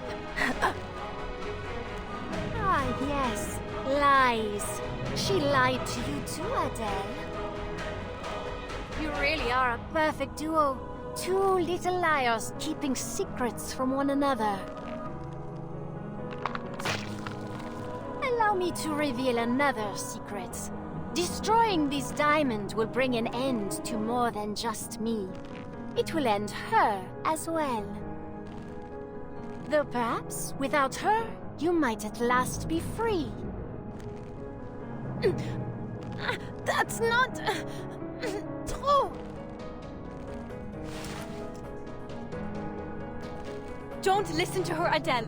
You must destroy the diamond. The depths of myth must not be unleashed. Lose your friends or lose the city? What will it be, Mademoiselle Tavernier? What am I saying? I have no intention of giving you the chance to decide. I am not about to die again.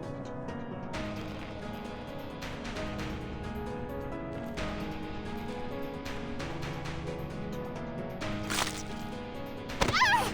Damn it!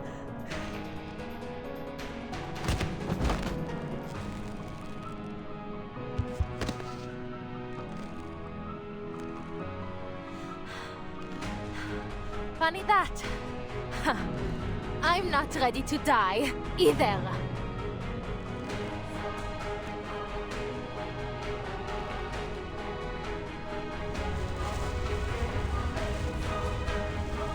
I won't let you get away.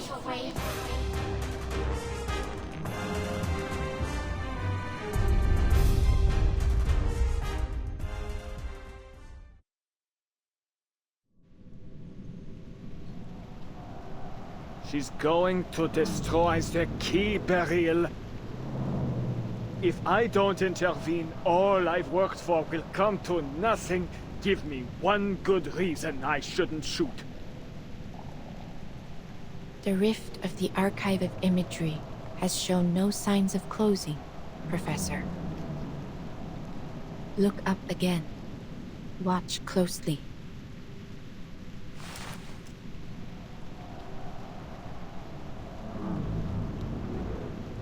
The diamond has already served its purpose. It has torn the rift open. The depths of myth is trickling down over us as we speak. Let's see what more the little gemstone can do in her hands.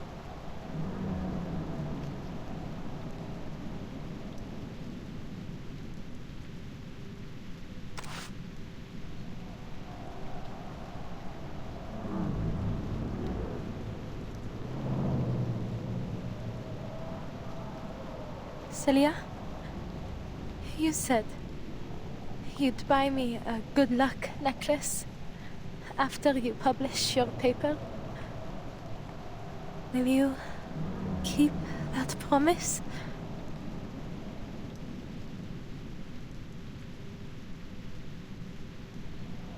You're too cruel, Adele.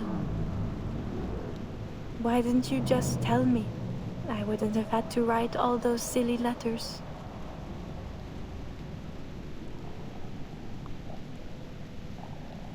Will I see you again? I'm not sure.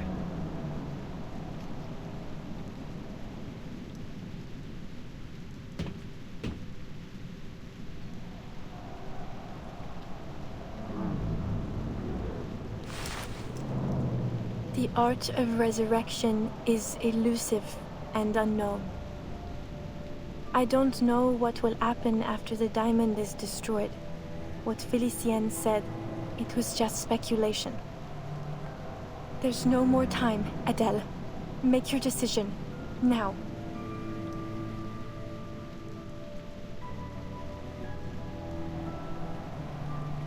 You know what? Felicienne was right. I am a foolish, pathetic hypocrite. But she still doesn't know all that much.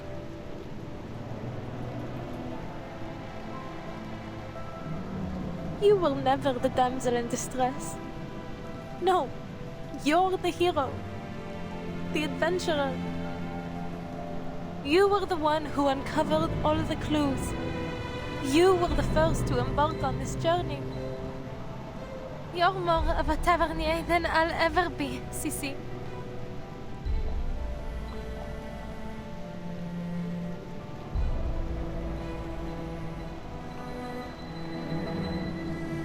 Don't be silly, Adele. That never mattered to me.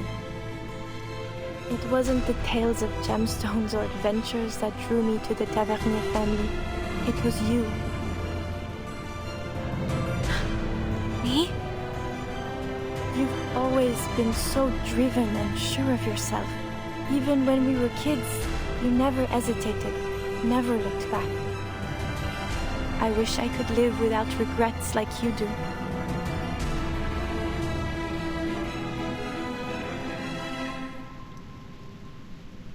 Stay that way, Adele, just as you are. Well, maybe not completely without regrets. That's asking the impossible. But if you hesitate now, I'll be disappointed. So go on. Follow your art, my dear friend. I believe in you.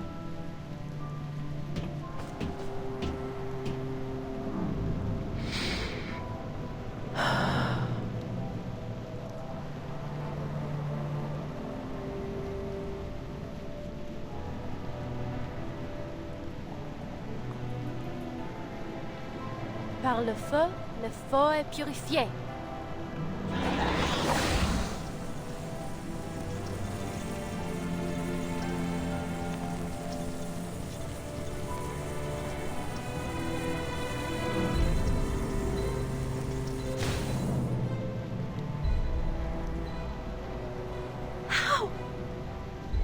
How can it still be here? Par le feu est purifié.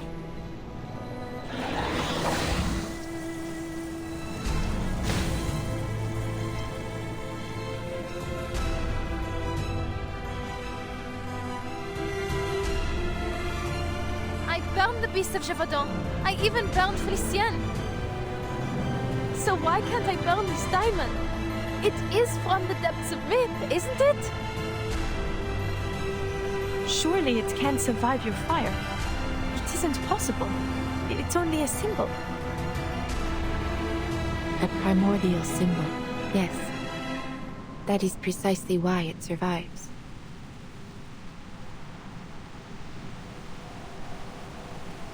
The French blue is both abstract and concrete, an iconic symbol held deep in the collective imagination of our society. No matter how many imitations or counterfeits may exist, none will ever take its place. It is eternally transcendent, unconditionally pure. Its existence can never truly be destroyed. You have done all you can, Adele. Bravo.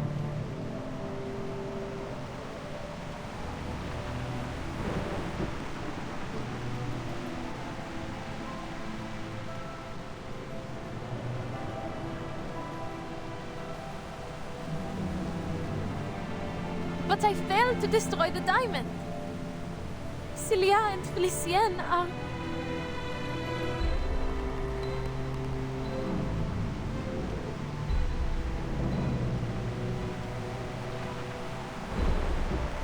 Countless streams converge and intertwine here in this moment. An unstoppable downpour is coming. And in it, you are a remarkably stalwart droplet. Your struggle has at last reached its conclusion. The rain. It is about to fall.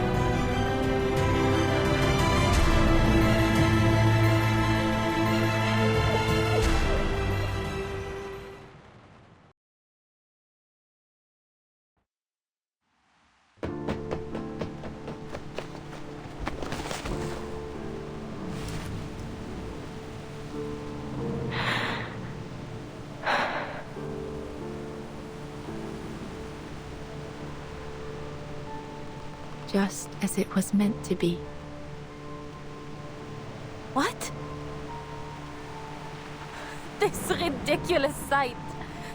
This distorted Paris.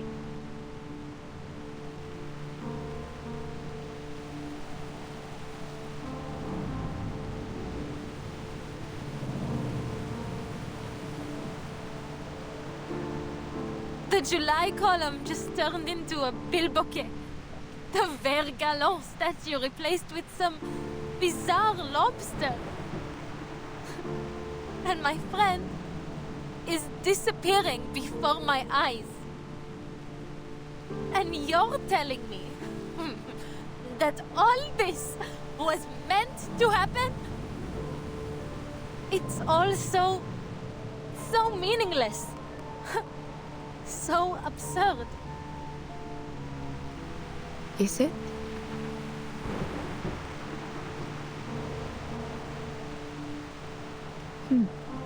Perhaps you are right, Adele. Thank you for showing me what I could not see.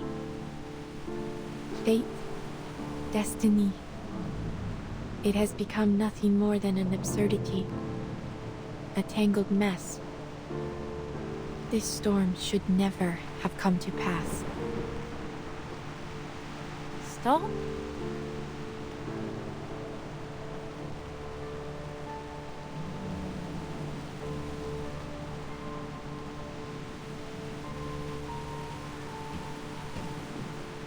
This storm is quite a delightful surprise. Look at this mass hysteria. It's becoming ever more unified.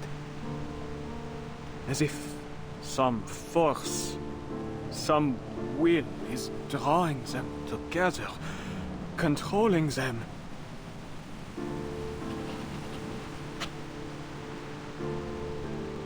Yes, I see it clearly now. The world is a stage, a performance with no script, and we have arrived at the moment when the curtain must fall and the scene must shift. This upheaval, this shift we've ushered in, has been intensifying the turmoil of the era. What a marvelous device. It's just the spark we need to ignite a cleansing fire. With this power, we can manipulate the appearance of the storm as we please. The changes to the mass hysteria, yes, it's all obvious now. They were born from the collective subconscious. We are mere actors on this stage, for the material world is nothing but a projection of the mind.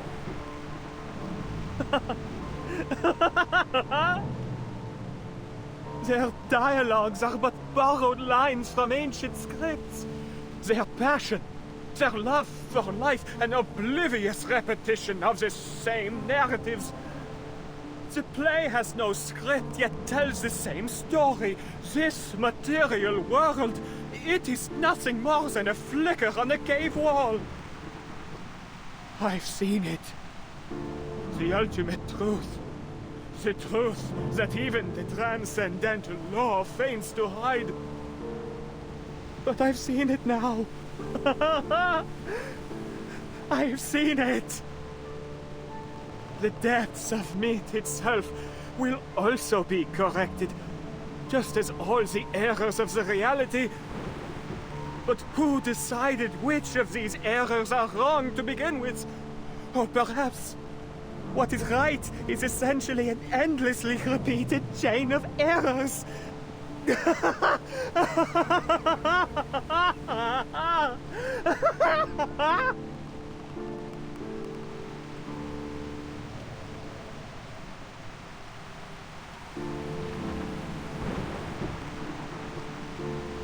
What's wrong with him?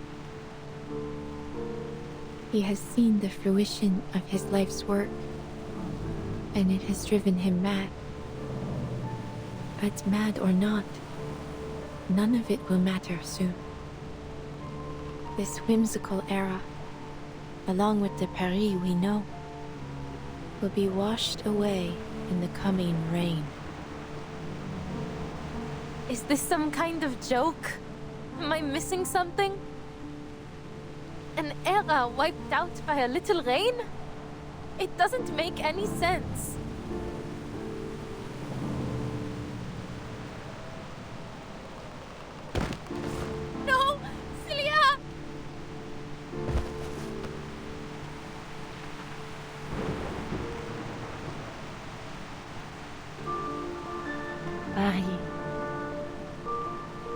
La ville lumière, la ville de la romance, une tapisserie de symboles.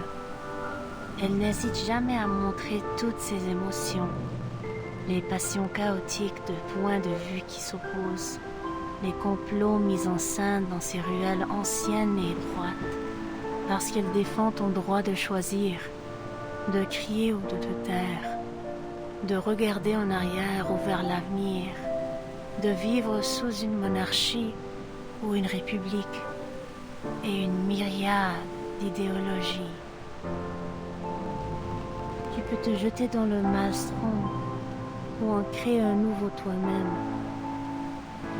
Celia loves this city so deeply. She knows everything about Paris, from the catacombs to the top of every tower. Celia deserves to live, not me. Why? Why does Celia have to vanish?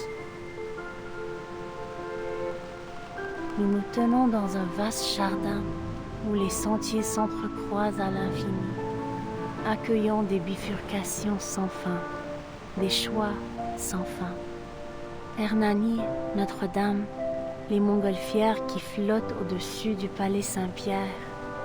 Ces philosophies trouvent leur forme, circulant de lèvre en lèvre, de cœur en cœur, à travers tous ses habitants. Considérer le destin et la vie avec élégance et légèreté. Voilà le véritable esprit de Paris, là où les rêves et les imaginaires ne s'effacent jamais. Il t'accompagne à travers tous les temps et toutes les époques, comme un festin qui voyage. Immortel, indestructible. Non.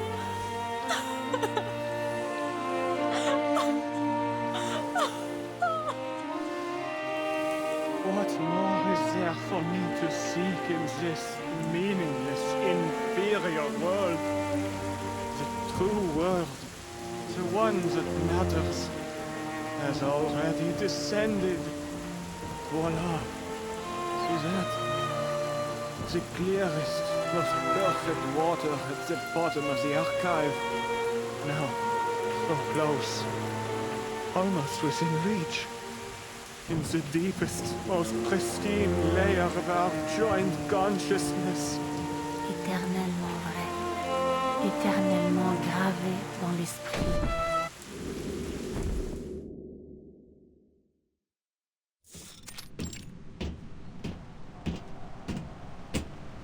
The rift is closing. The storm will now correct the faults of this era. The city of light descending from the sky, the phantoms walking among the living, and the legendary beasts roaming the streets. They will all vanish. The mad have fulfilled their wish. The play has come to an end. Everything once in chaos will be brought back to order. No! Beryl!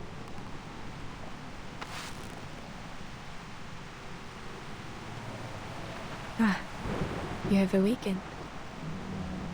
Though perhaps it would be better to remain asleep. It may spare you some pain.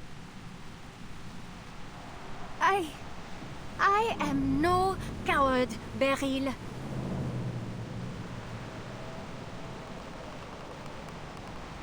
But you have to fix this. You have to do something. Tell me how to change this. Just a hint. I refuse to vanish like this, to disappear after finally clawing my way back.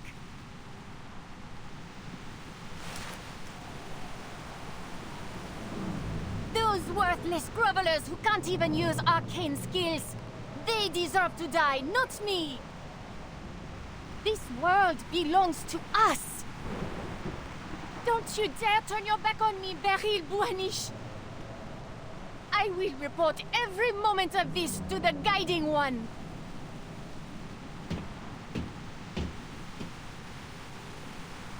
I saw what you did to Laurent Roseau. You drove him to his death. You've never been loyal to anyone.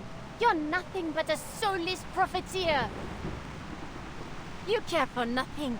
You never believed in any of the principles of Manus Vindicte. You never wanted to bring back the beautiful world we once had, did you?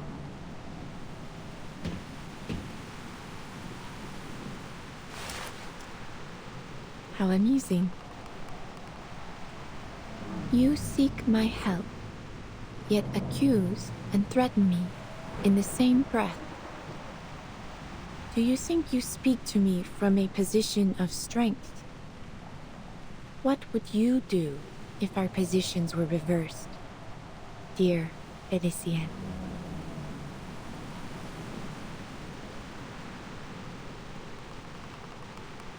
There is nothing more to say. It has been a pleasure, Madame.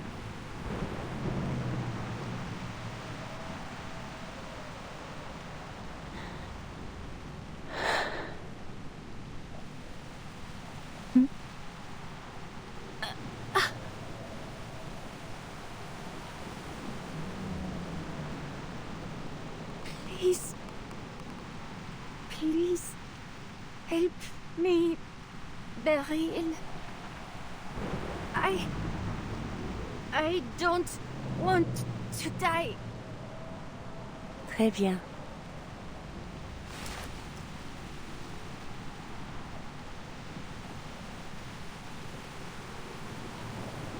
What do you think, Adele? Should she be saved, or pay for what she has done with her life?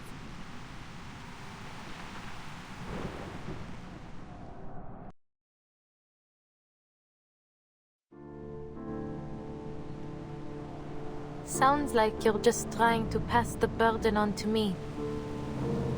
Whether she lives or dies, the weight ends up on my shoulders, doesn't it?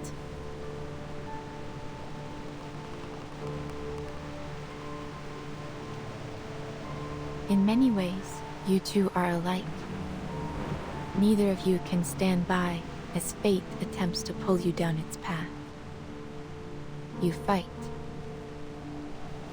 It is no wonder that she could reach into the depths of your mind. Now, her very existence is in your hands. You will not have another chance like this.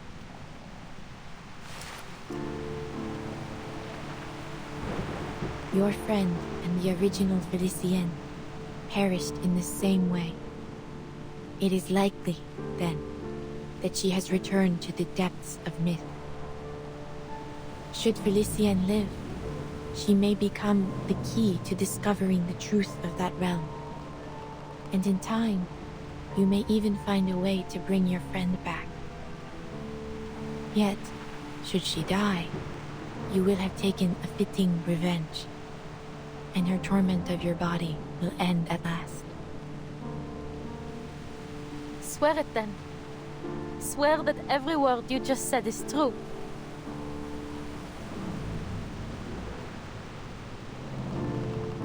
You ask for something beyond what I am capable of.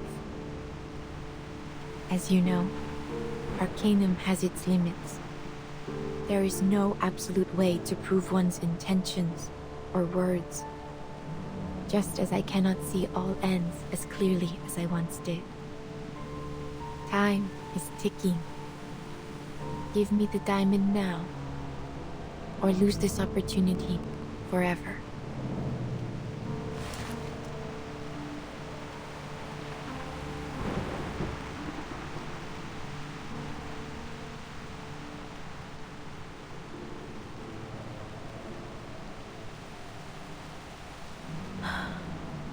Take it.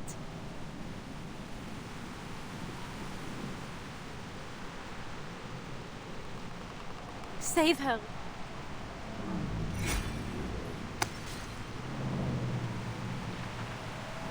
Merci beaucoup. You have led me to the answer. I will respond with the sincerity it deserves.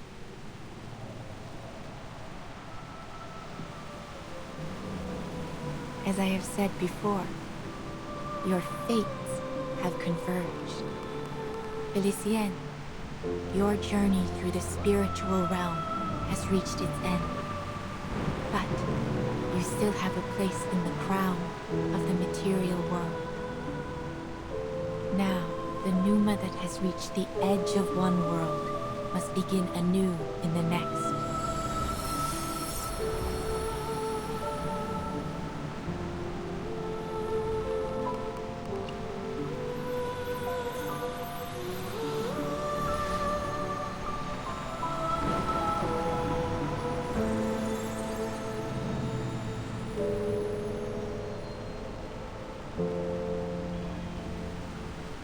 Take this, Adele, an accolade for your adventure.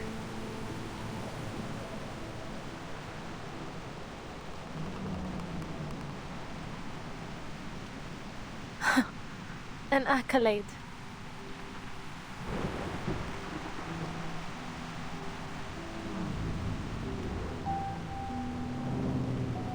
Merci. But your eyes... Please do not worry yourself. It seems I have walked this shoreline too long. I have grown too accustomed to watching its flow. The more I think I see through fate, the more vulnerable I become to it. Still, I chose to watch one final time. Just this once.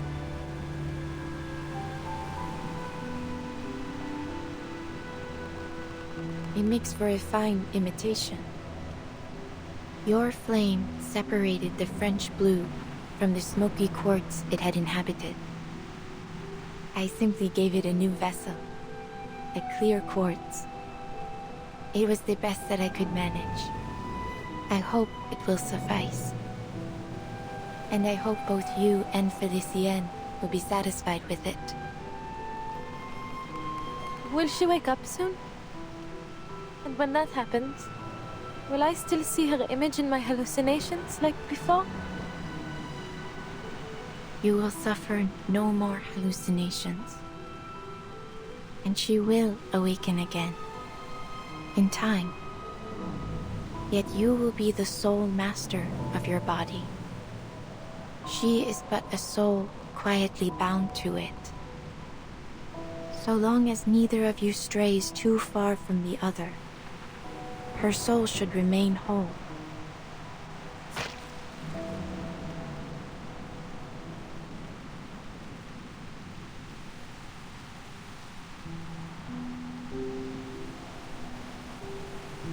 The rain is about to fall. We must go. By dawn tomorrow, this world will be washed clean.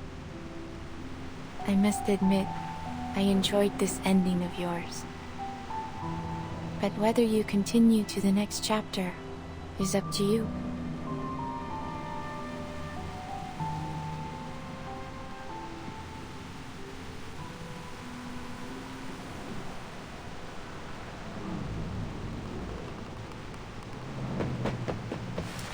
Madame Boiniche! Madame Boiniche, forgive me. Do you know the theory of evolution? Humankind evolved from apes. I don't understand the science, but in short, we all came from monkeys.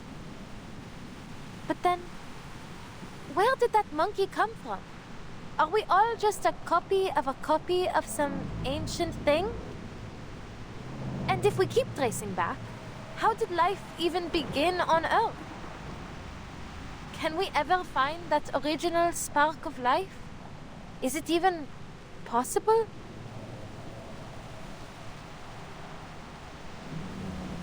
What I'm trying to say is, things rarely have a single clear cause. The birth of life is complex. It can be influenced by all kinds of factors. Maybe that applies to fate as well. So, whatever happens, I don't intend for my story to end anytime soon.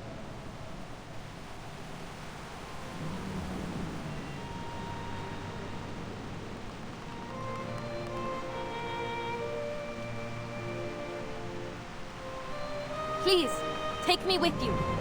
There must be a way to avoid this storm you spoke of.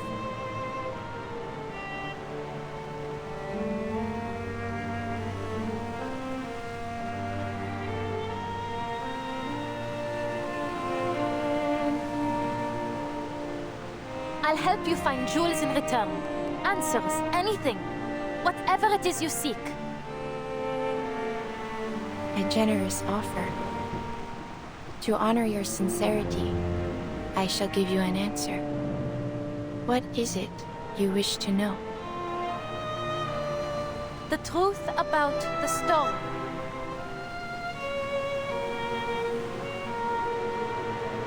I need to understand it so I can bring back my friends. Including Felicienne. I wouldn't call her a friend.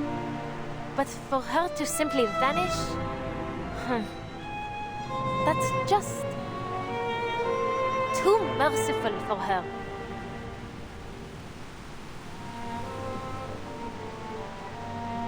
Would you still accompany me? Knowing we may gain nothing in the end. I would. You can't just sit around waiting for something terrible to happen, can you?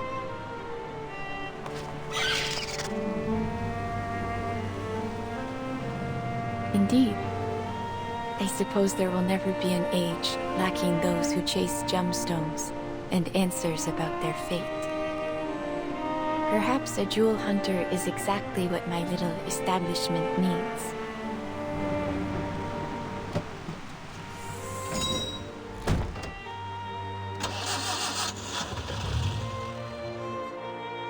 Which way do we go, Madame Boaniche? Forward. Through the crowd. Allow me to guide you. I'm just glad to be of service, Madame. I hope you have a pleasant journey.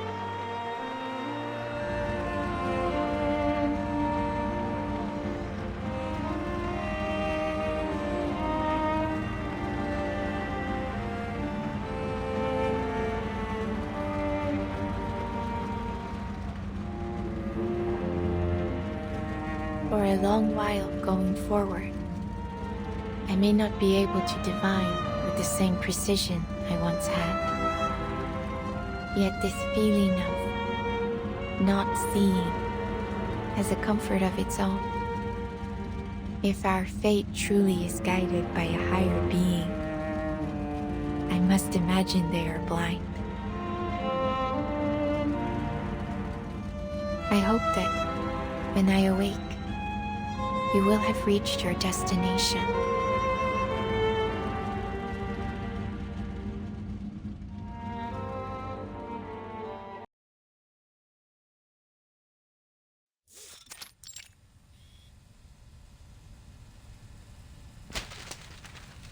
So, let me get this straight.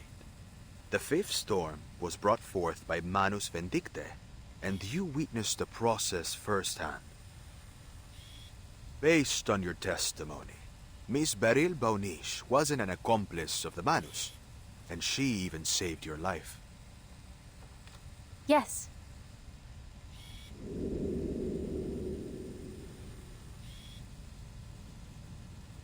And after that, what happened? I followed Madame Boaniche's advice and made it to a shelter that could resist the storm.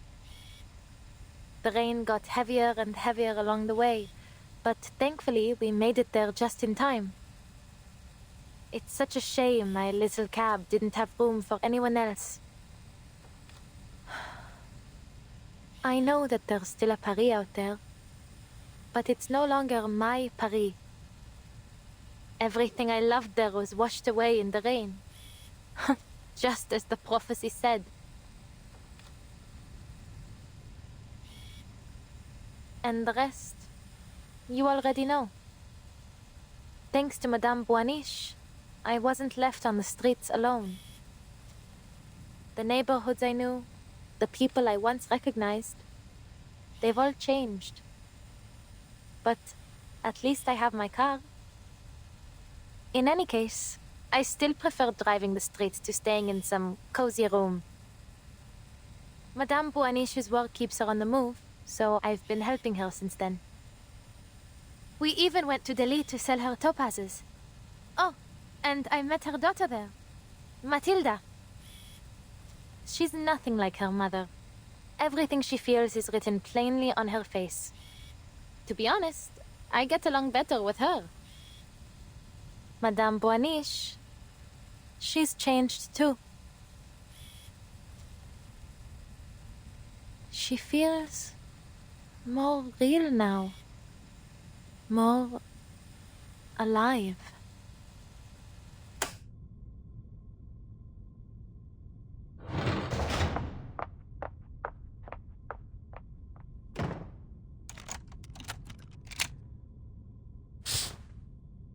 It seems Miss Boaniche is in the clear, based on the witness's testimony. She claims Beryl Boaniche saved her and has remained at her side for years. If there were anything suspicious going on, she would have noticed. I wouldn't be so sure.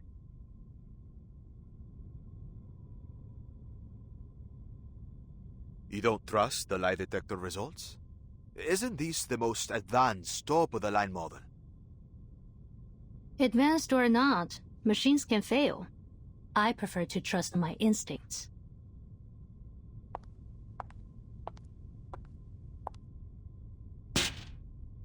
And mine are telling me she's hiding something.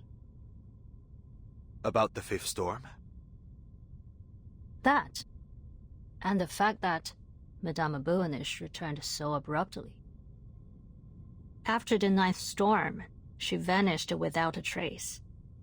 Who would have thought? She would stroll back in out of nowhere, acting as if nothing happened, with some big revelation in hand.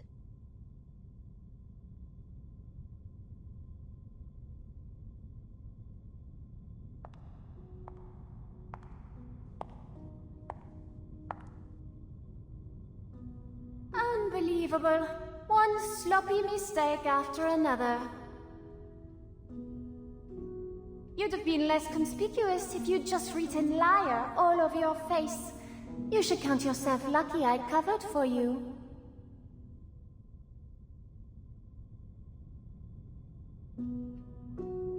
Are you expecting a thank you from me, Felicienne? Don't think I don't know. You just don't want your own secrets exposed. And didn't I tell you to stop talking to me like this while we're on Foundation grounds? Who knows who might be eavesdropping on us? And I told you that I can hear you perfectly well without you mouthing the words. Is that really so hard to understand? And if I slip up subconsciously?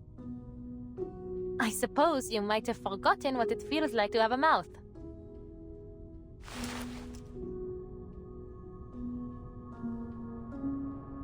Always so rude to me, while you offer nothing but praise and fawning to that woman. You ought to have listened to me, gone to meet the Guiding One and pledged your loyalty. But you didn't, because you are, and always have been, a stubborn fool. Fine, side with the Foundation if you want.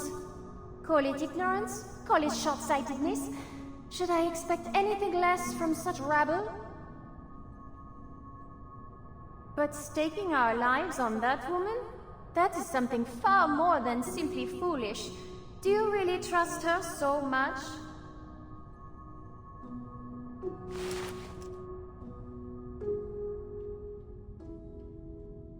I do. I believe in Madame Boaniche. She'll prove I made the right choice.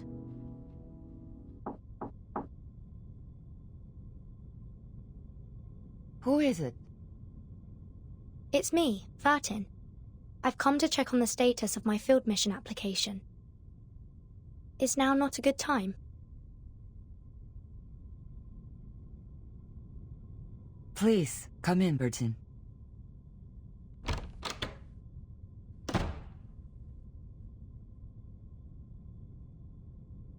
We finally meet, Miss Verton. Matilda has told me much about you.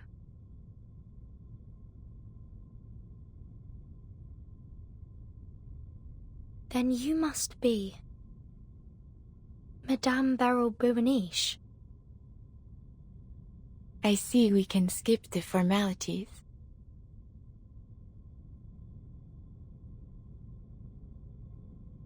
You have seen the golden thread, have you not?